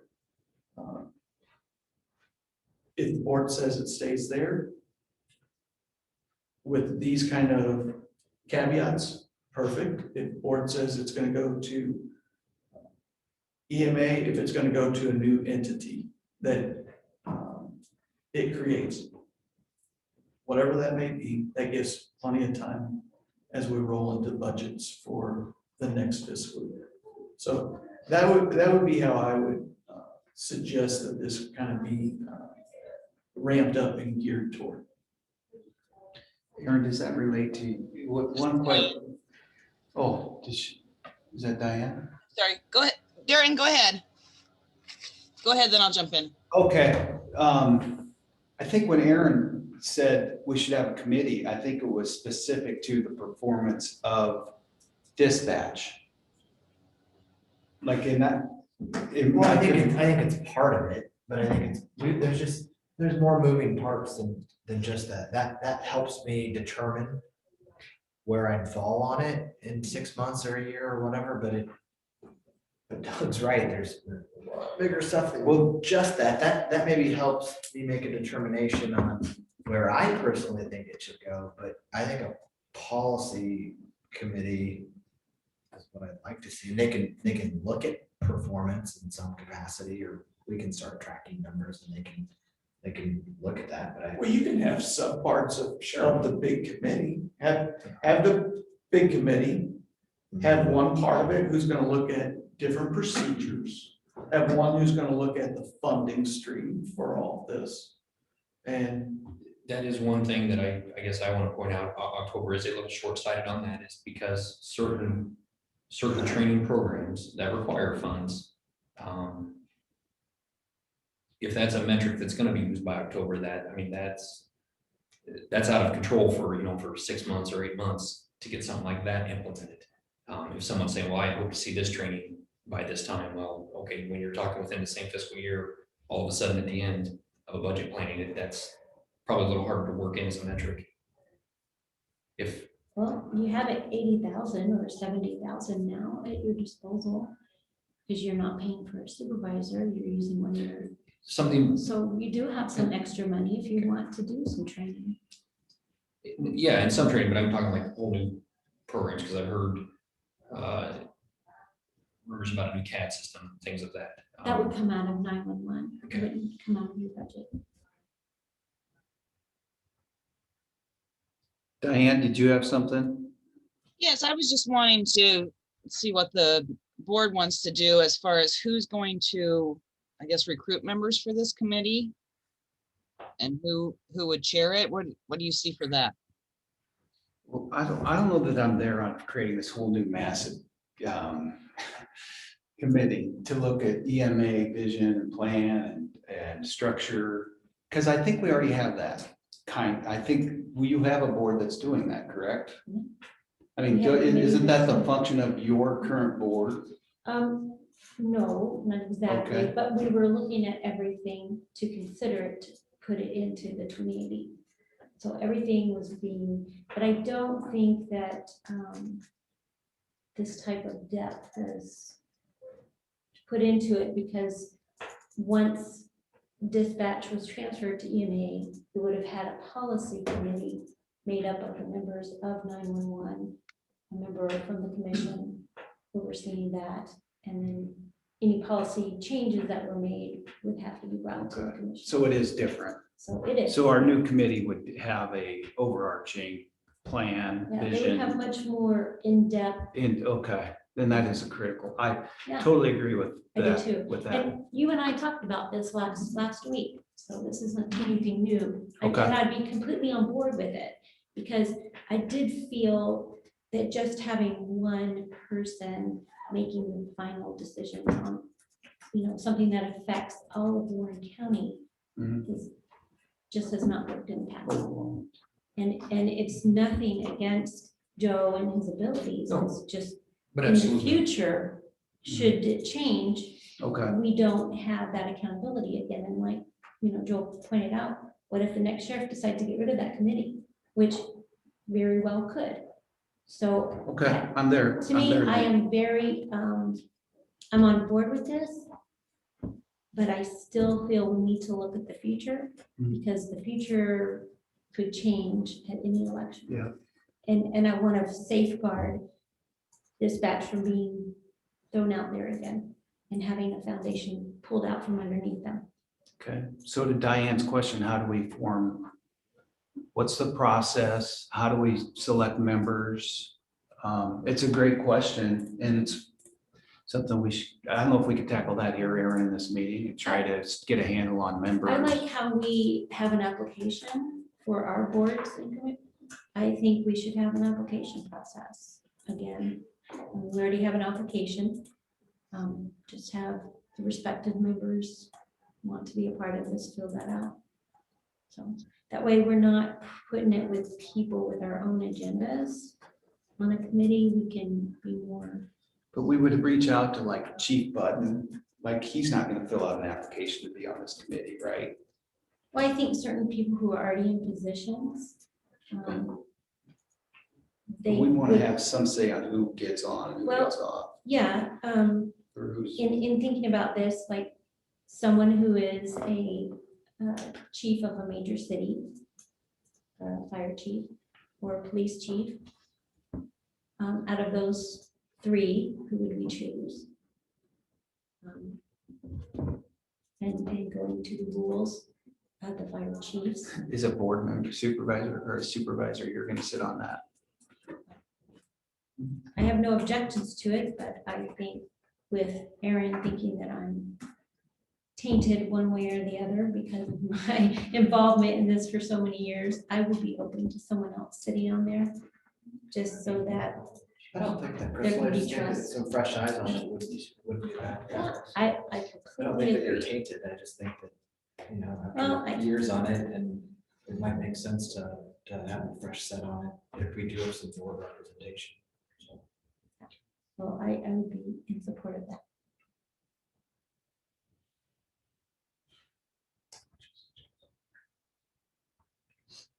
okay, well, I don't know that we have to iron that out exactly today, but let's. Okay.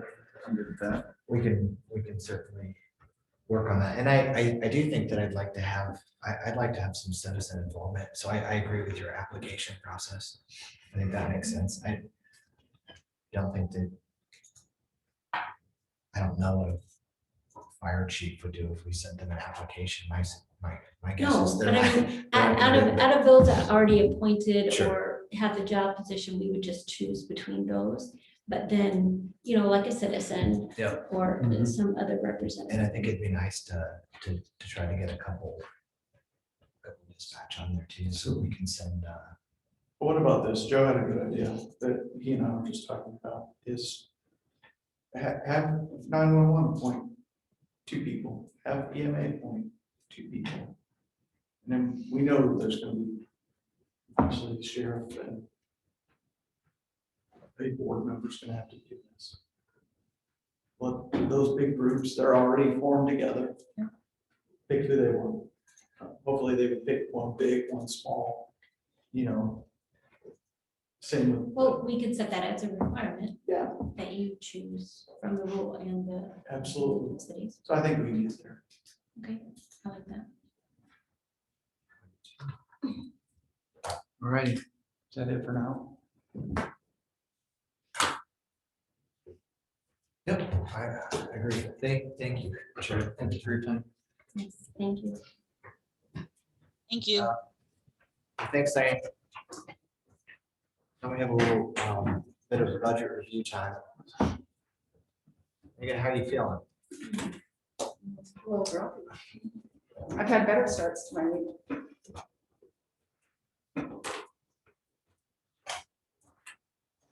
Truck home? No, he's got to figure out how to get the truck home sometime today. Is it in Iowa? It is in Iowa, just east of Council Bluffs, so he made it a good fair distance and then he pulled a veterans in Earlham that went and got him, so shaved about 2 hours off my drive last night, so that was okay. That was helpful. Okay, let's see, just a couple of things. One, if looking at, I don't have a way of projecting it here. So when I redid all of the numbers, the fund balance reduction to the general basic is 1.45. We know that 1.2 million of that is that assigned fund balance. So there's about 250,000 that we're using, which is really kind of that board, audio visual, the flooring that we added. The budget assistant, if that goes through, taking IT tools full-time. The auditor scanning, and then that medical examiner, that doubled in this fiscal year. So those really kind of make up that 250, I think, that we're using off of there, because those are the ones that kind of trigger. Which leaves a remaining balance at, take off the 1.45, that's a projection of how much remaining in the general. 4.4 is your remaining fund balance in the general fund, which is about 33% of expenditures. And However- in this year, when we started it, was it 3.9? I'm not looking to spend every penny, but I'm. It's good information. Are we trending up or are we trending down? Up, but Yes. CARES fund, Yeah. we funding, had- valuation, Our beginning fund balance was 5 million. with 1.2 assigned, so 3.8. Yeah, the unassigned was 4.65. So yeah, we're using fund balance. How do you, okay, it was 5, there's 1.2 assigned. So unassigned, how does that get to 4.6? Should be 3.8, was what it was before CARES funding. The beginning fund balance at the beginning of fiscal year 21 was 5 million. The re-estimated, after I put in all of those re-estimates that we did, is the re-estimated general unassigned at the end of fiscal year 21 is going to be 4.65.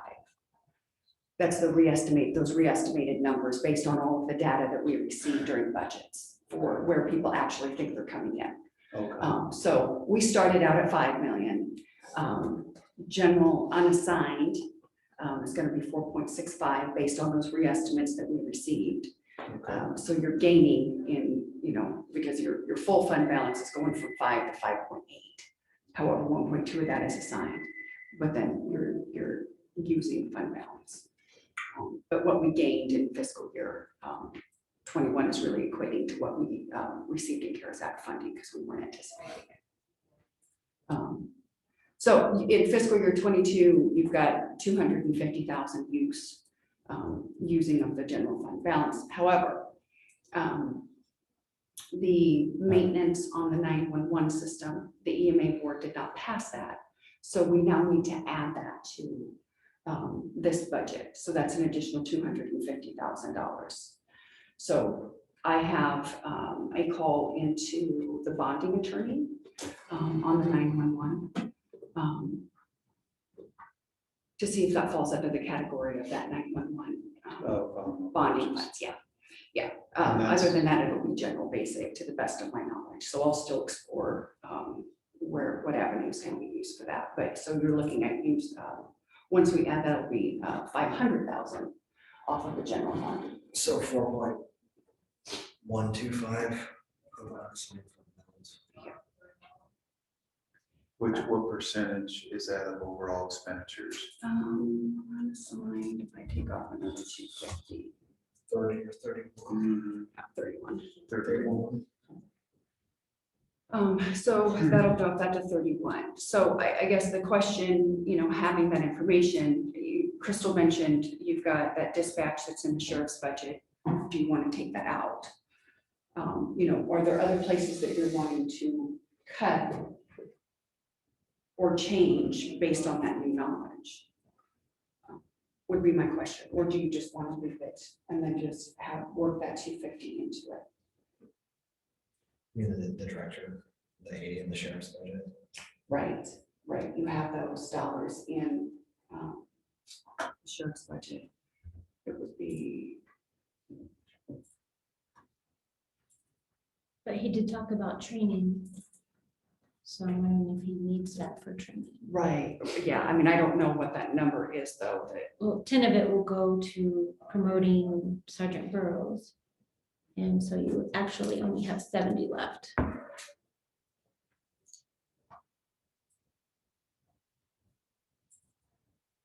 So let's see what I have in the numbers.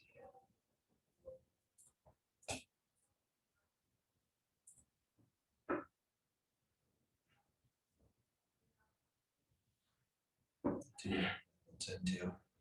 Yeah, so I have, I don't have 80 built in because I had 70,000 for fiscal year 21, so I just put a regular increase on it, not, so I only have 72 in for fiscal year 22, not 80 for that dispatch, or for that dispatch supervisor. So that's what I've got into it, so, so I guess then the question is, you know, prior to when I got here, are we adding 10 for a lieutenant? And then what was the conversation about Well, kitchen? He also wanted to get a pool together of part-time, what do they call that? Yeah, the on-call. Yes. the Yeah, I on-call. have on-call dispatchers in here. Okay. Yeah, I have the on-call dispatchers Okay. in these numbers. Kitchen was bump up 10. Bump up 10, okay. And then whatever you want to leave in for training, but do you want me to drop that sheriff's budget by any amount of money? Because we've got 72,000 in there, we need to leave 10 for lieutenant, 10 for kitchen, That's 52. yeah. Or we can leave it, I mean, I'm just posing the question to the board, what do you want me to put into?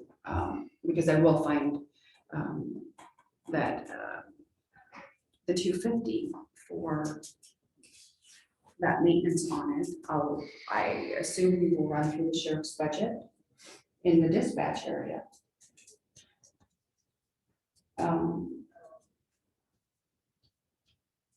So it's 50 now. I mean, Right. Yeah, I just need your direction on what you want me to do with that. Do you want to just add 250 then to? The logic being that since he's decided to promote somebody in to dispatch, that we're not hiring we do not have, but we do have like Nate's salary In the budget. still in the sheriff's, okay. Yeah, So do we eliminate that? yeah, I mean, if you take that 72 out and then add the 250 back in, but you've got this 20, so really you're just changing to 200,000 versus. Shouldn't he like be here to have that discussion? Or does that, I don't know, Yeah. I'm just saying like, I don't know what the standard procedure is, but for him not to say, hey, this is my recommendation on my budget, because we've done that a couple times, and now we're sitting here. And I don't know if that's appropriate And or that just 250 normal. could run for non-departmental as well. I mean, you know, I don't that's a know. different area. And I'm still looking to see if it could run through the 911, through the bond. It's possible that we can run the maintenance through the bond this year. But that doesn't fix us for next year, but it just sort of fixes us for 1 year. Right, I mean, it's part of that, The maintenance, meaning, say that again. so The part sheriff's of the agreement with The towers. Motorola was for the, Oh, the was for the towers. towers equipment, but it also included a maintenance agreement for 10 years. So there's a 10-year maintenance agreement on all of that equipment and towers, and it's 2.5 million over 10 It's years. $250,000 a year. 248 something or other. Yes. So that's that maintenance on the system. So it's part of the, I mean, it's And part is of the that system. in the sheriff's budget?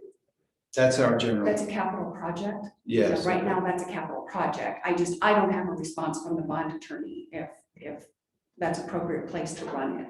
So if it's not an appropriate place to run that, then it's gonna be general fund, whether it be sheriff's budget, whether it be, It doesn't matter.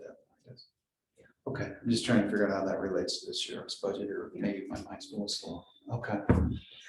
They may take it next year too. yeah, I Only don't if know. it's an opportunity. As of right now, I feel no.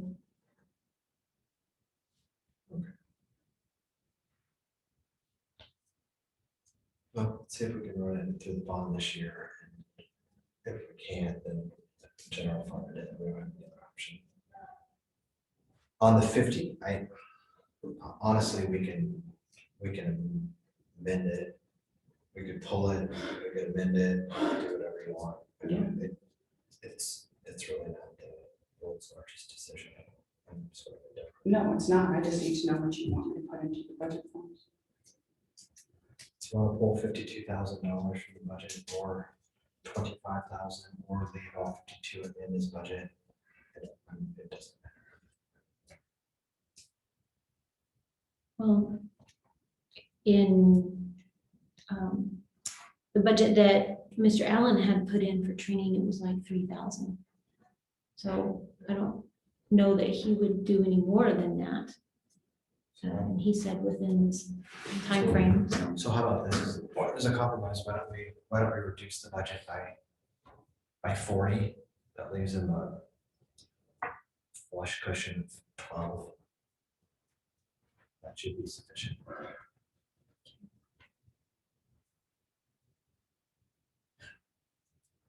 And that'll help take the sting out of 250 in a little bit, in the event that our audit attorney says that we can't.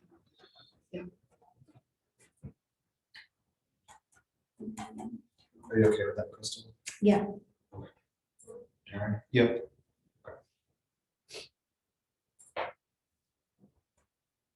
I think that was the only. What are the levy rates? Did we fall on 3 or did we fall on 4? You left it at 3 because you can go down if you want to. And this can't go up, so what published is 3-cent reduction. If you want to take it to a 4-cent reduction, you can, because you can go down, you just can't go up. That's right. So the hearing will have, that's when you can determine what you want to do with that for sure, but that's what published was the 3. And then the 18 on the roll.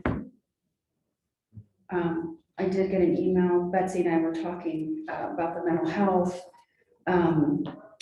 Because I asked her if the number that she sent me for putting in there, I said, do you need to change the amount to the fiscal agent then, because you've got the fund balance? And she said, you know, I'm probably gonna send you a change to that, and it's gonna end up being like a $2 one. So I think that mental health is gonna show that good, that big drop, not the 10-cent drop that we think it is right now.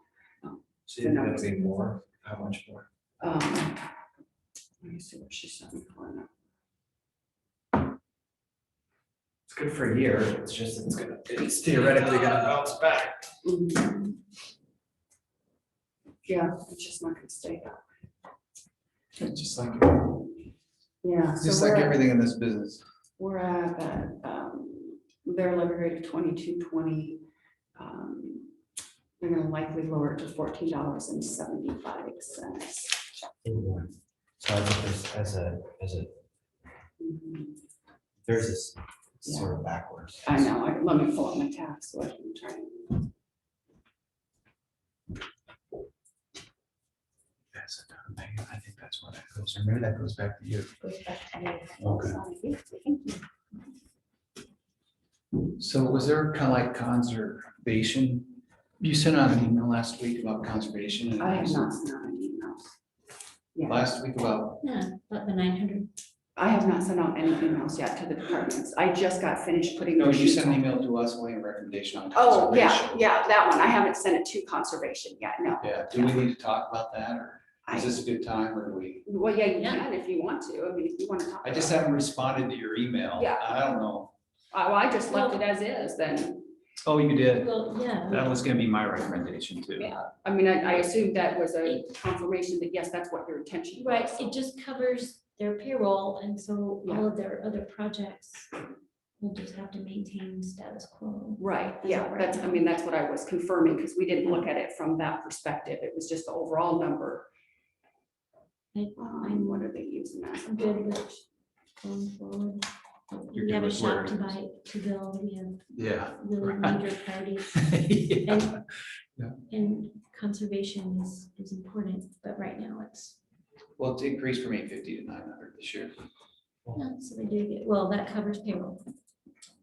Oh, right. It doesn't cover any of the projects that they wanted to. If they switch it. Well, at least it helps for a year.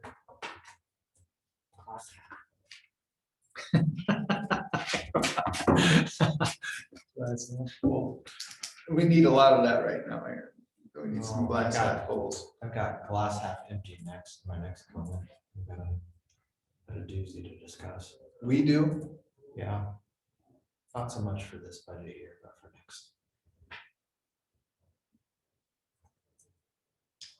It will drop it to 30 cents on that mental health if they do the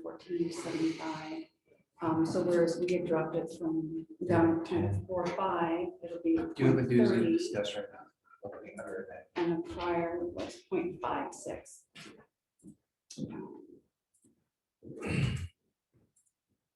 That's when everyone pays, I suppose. Yeah. Yes, so that's a 25-cent drop is what that mental health's gonna do this year. If they drop it to that 14.75 per capita, But then it's gonna go right back up. So, it was nice when they kind of kept it at the 10, but Betsy's not confident that the legislation is gonna change to allow them to do that. So it's likely that that will drop again to 30 cent and it'll be a 25-cent reduction on the levy, but it's not, it won't be sustained at that level. I just read something about legislation changing, giving supervisors more power over the levy, but the way it reads, it doesn't. Do you understand that, Aaron? I'm not sure. Okay, Proposed legislation or did? it's proposed, it is not. I mean, it's not the world's worst thing to happen. It's just that I know that we all know that It's gonna bounce right back up. That's the hard part. Yeah. I don't The mind. easy sell is your This levy is- rate's this is dropping easy. 25 cents. Congratulations. Yes. But I this don't is know how much easier. it's gonna go up next year. The worst Right, and part then is next it year goes when up it 50 shows cents. taxes raised by 25 cents, that's a little bit harder to Or explain. Hey, more. It wasn't us. Yeah. Or more, so, depending on there. Okay. When Darren comes back, I got one quick thing and then do we have any more budgetary items or? are we- Those were just the kind of the finishing ones for me, because I'll plug these in. I didn't get these printed off this morning, but this is where everything's sitting. And it does have that, based on our last meeting, the audiovisual, the flooring, that budget backfill, and then the IT to full-time, and added in the auditor scanning. Those were those ones that we talked about. So those have been added in. on the sheets.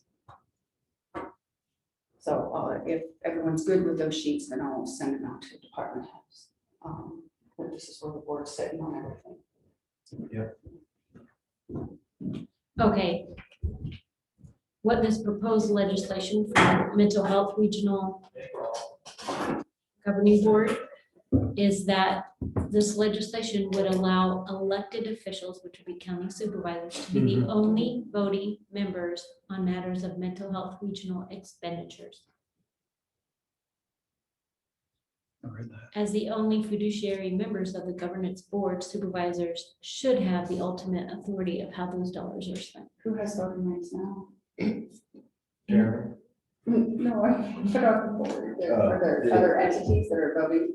And I think even the The board. public, public representatives. Yes, board. Interesting. Yeah. Okay, well, my glass half empty.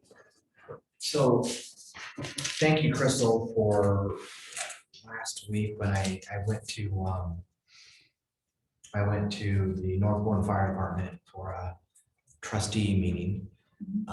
And that was fine, but I planned on doing that. I was asked by the two that they had a vacancy, and so like many things, there was disagreements, and so they wanted someone else to come in and arbitrate more or less. But anyway, we'll probably have an appointee there, not the reason. But because I was there, I missed being in person on the conference board meeting, so I jumped on telephonically to do so. But that for next year's budget, I think matters, so I want to at least plant the seed. My understanding of that conversation is that valuations are up and are going to be up substantially. So on April 1st, which is terrible timing because it's April Fool's Day when the letters go out, it looked like 7 to 10% valuation increase in Norwalk, 5 to 7 in Indianola, I think, commercial, maybe up to 10.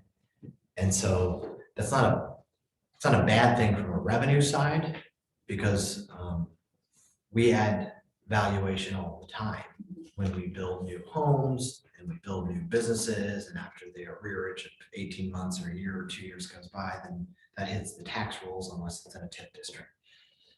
But so that's how our budget grows. So we have more funds to spend to pay for the salary increases. Insurance historically goes up, although it did a nice job this year. Whatever. We have built-in escalators that make our budget so that government rarely spends less, rarely. And we can cover that because we're a growing county, and we sort of organically covered most of that with just new housing starts and business starts. What I'm telling the board is that based on that conference call or the conference board, it looks like they're going to be truing up some valuations. And I think she even mentioned egg valuation. So I would anticipate that by the time that that goes into effect, that we should have a larger pot, and substantially larger pot if they really increase 7 to 10% Across the board. It's not Across- all just in the across- district. across the board, and it's not all in the TIF district. So I guess my planting of the seed for that is that regardless of what we do, we've got some levy rates decreasing marginally or a little bit. We've got mental health decreasing substantially. We've got lost money decreasing real basic.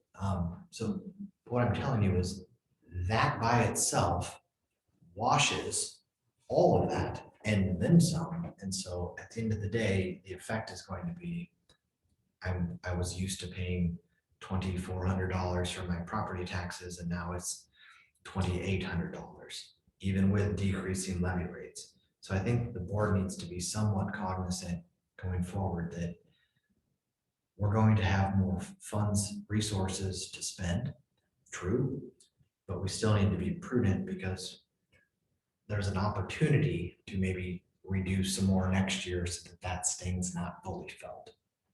But that's just the thought. Yeah, I'd love to see some. Because the number, You're the talking- revenues are gonna shoot up if they do 7%. Oh, I get it. Do you, so you're saying this is your discussion is for next year's budget, just to plant the Fiscal seed? year 20. Like, we've already, those decisions have been made for this budget, correct? Yeah. Okay, all right. But be aware of that, because this year was nice in that we had some CARES funding that really helped a lot. And next year, if you're just looking at dollars and cents, the revenues are going to be larger. They are going to be larger, and by a lot. But if you want to be somewhat conservative in your budgetary methodology, then to offset some of that, it's not just what if we keep base, and we always start with baseline, but we got to be cognizant that every single taxpayer, anyone who owns property in this county is going to feel that. I need to learn more about this, Aaron. I appreciate this, but I have to understand how, the county gets, the county's revenues based on 20% of the overall taxes. The school district gets 50% and the city gets 20% and mental health gets 10%. Approximately. Yeah. So if we cut our levy rate in half, let's say my property taxes go up $800 because of valuation. We can't affect it too much. We can do. How much, like if I cut if I'm a good steward and I define good stewardship of the taxpayer money by lowering the levy rate, how much impact can the county have if the school district decides to increase their levy rate regardless, and they're taking the funds and they're increasing the level of service to their students, and they look at good stewardship as increasing the level of service. And we look at we define it differently. I would just like, I would like to understand it, and my plan is to get with Megan and go through this, like, how does this impact? Because I pay a lot of taxes and I don't like it. Okay? I don't like it. Well, I'm just putting that out there because the other little bit of it is that the legislature changed the rollback from 57 to 56. So that means they're taxing a larger valuation on residential property.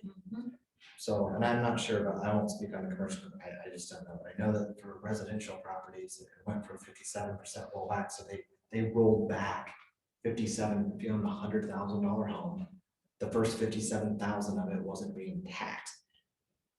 That's the rollback. Then you look at the remaining 33,000 or whatever, and 43,000, and that's from where those entities are pulling from.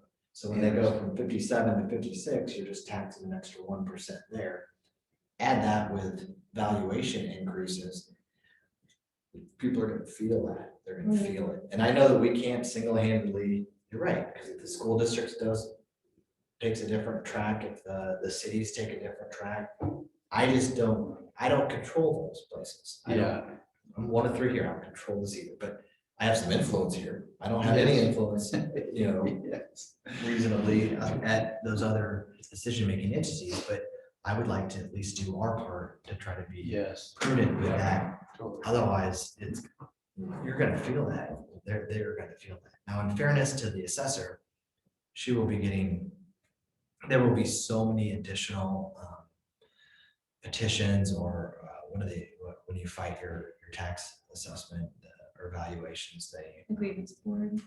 yeah, they have a grievance. I don't know, what's the It's not actual a term? Review board. Dispute. They'll have Review board. dispute. There'll be It's a lots, review board. there'll be a lot more disputes, I'm sure.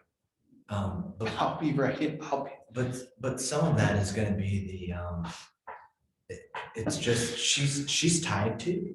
So like I'm not gonna cast blame on our assessor, but we're trying to duck it, but. There's formulas. There's not random numbers. formulas by the legislature that she has to look at comparable values. So when someone bought their house in Indianola for $80,000 12 years ago. And now their neighbors, 5 of their neighbors who all were built with the same builder, generally the same floor plan or whatever. When those neighbors are all selling for 150, what's your house worth? I mean, honestly, it's probably worth 150 if you sold it. But my fear is what that's gonna do to people that are on a fixed budget, that are on Social Security only, the elderly, those that maybe haven't had some wage inflation on their career path or whatever, but they own a property outright, or you're gonna start moving people out as an unintended consequences of trimming up that valuation. And so I would like our board to really look at least what we can do. I appreciate that. For that, because I don't know, I don't have a solution either. I don't know what the solution is, but creatively, and this would, we can't do it, but the legislature theoretically could. It wouldn't hurt my feelings to see the legislature start looking at duration in a home and maybe age as a way in which they could eventually free some valuation. There's some states that have freezing. Yeah, California has property or Prop 10 or whatever on homes, so, and I'm not saying we can do that here, it'd be a legislative deal, but I think that someone who's over the age of 60, say, and has lived in a home, a primary residence for more than 5 or 10 years, it would be nice if they could have their valuation somewhat frozen. So that, or at least no more than a 2% increase or something minor, so that our levy rates would actually matter as opposed to just getting whacked with valuation increases. But I don't know how that works. I mean, other than a bill gets crafted and adopted, but it would seem like it would be equitable. And or some duration metric to it where if you're flipping properties, no, but if you're there for 5 or 10 years, and that's your home, then. And they make improvements, and it only goes up. And you're on a fixed income through Social Security. The average Social Security check's probably like $1,600 a month. And it goes up 2%. It goes up 2% a year, and your property taxes go up 10. That's not fair. It's a recipe to force older people out of their Yes. forever homes, and it's Exactly. sad. It's sad, I agree. So for my point, for next year's budget, I just want the board to be cognizant of what I think is coming down the pipe. And while we cannot control CICS levy rate, we can't control the school boards, the respective school boards, or the cities. We are in charge of the county's levy rates. So I would just like to express some level of prudence and cautiousness as we go forward. Appreciate that. You can count on it from me. Is that all we have, Megan? That's all I have. Oh, budget We're, wise. we're meeting on the 18th for the shop site. Friday. Is it Friday? Okay, I do have one thing. Thursday. Oh, you're right, it's Thursday. I got moved to Thursday. Okay. Yes. Yep. Thursday at what time? Thursday at 1:30. 1:30. Board meeting tomorrow night. Okay, let me ask this to you while I have this with you guys. Would you be interested in a meeting with Nick Brook and Ryan Waller to discuss streetscapes, Warren County Justice Center coordination? But what is our involvement in that? I mean, if they need to coordinate. I don't know that there is any coordination going on right now. Between. I would like Nick's opinion on if there is coordination. Last I've heard from Nick, any communication was the letter that said, I'm concerned about the simultaneous project. I don't know beyond that. And in conversations that I've had with members of the city, I don't know. I mean, I just would like to understand if Nick feels like, does he still feel like the simultaneous project could impact his ability to deliver schedule and budget? Or has he been alleviated of those concerns? About, would Ryan need to be there at that time? Not necessarily. I'm happy to bring Nick in and we can talk. Yeah. I think that I don't know that we need. Okay, maybe I may be jumping the gun on that a little bit. So, yeah, but I would like Nick, I would really like to know what Nick's opinion is of that. And if he's still concerned, and if there's anything the board can do to help him. Or we can each set up a meeting with Nick too. We'll do it. I could just call Nick in if you guys are okay with that, I guess. If you don't want to have a meeting, do you want to know more about that, or are you comfortable with where it's at? No, I'd like to hear from our contractor. Okay. Yeah. Maybe we can just have a work session with Nick and Aaron, if you're good. Sure. The other meeting, Jodine has requested another meeting with the Board of Health as well as County Attorney Eichholz to follow the board meeting tomorrow night. Is everyone okay with that board meeting tomorrow night? Yes, following it. Oh, she wants to say something during the board meeting? Or No. No. Remember the last couple board meetings ago, after the meeting, you met with the Board of Health. There was a work session with the Board of Health Yeah. about some concerns. Yep. And then there's a follow-up meeting because they had talked about a month later meeting. And so they would like to have another meeting following the meeting tomorrow night. Following the meeting. Right, so it'd be tomorrow night. another 7:30 meeting Okay. or whatever that is. Okay. I still have time to post it, so if you want to do that, I can do that. I can add it on to there. I'm fine with it. Yeah, I think Doug had requested it during the day. Well, and that's what I said too. Jodine said that the Board of Health is working. I mean, during the day. I mean, I didn't they see have that. other jobs during the day. I wouldn't be able to make it daytime, but maybe. I got that, okay. The board of health is I'm working. fine with meeting after. Or before. Yeah, we could do before. I mean, if you want to try like a 5 o'clock. It may make sense for Doug to, I can check and see if I can make that time work. if it works for Aaron and Crystal, like just 5 before. I'm here tomorrow evening, so Yeah, same here. I guess it doesn't matter either way. that might be nice. Okay, I'll see what I can make happen, but I'll get that posted. And then work on getting a work session.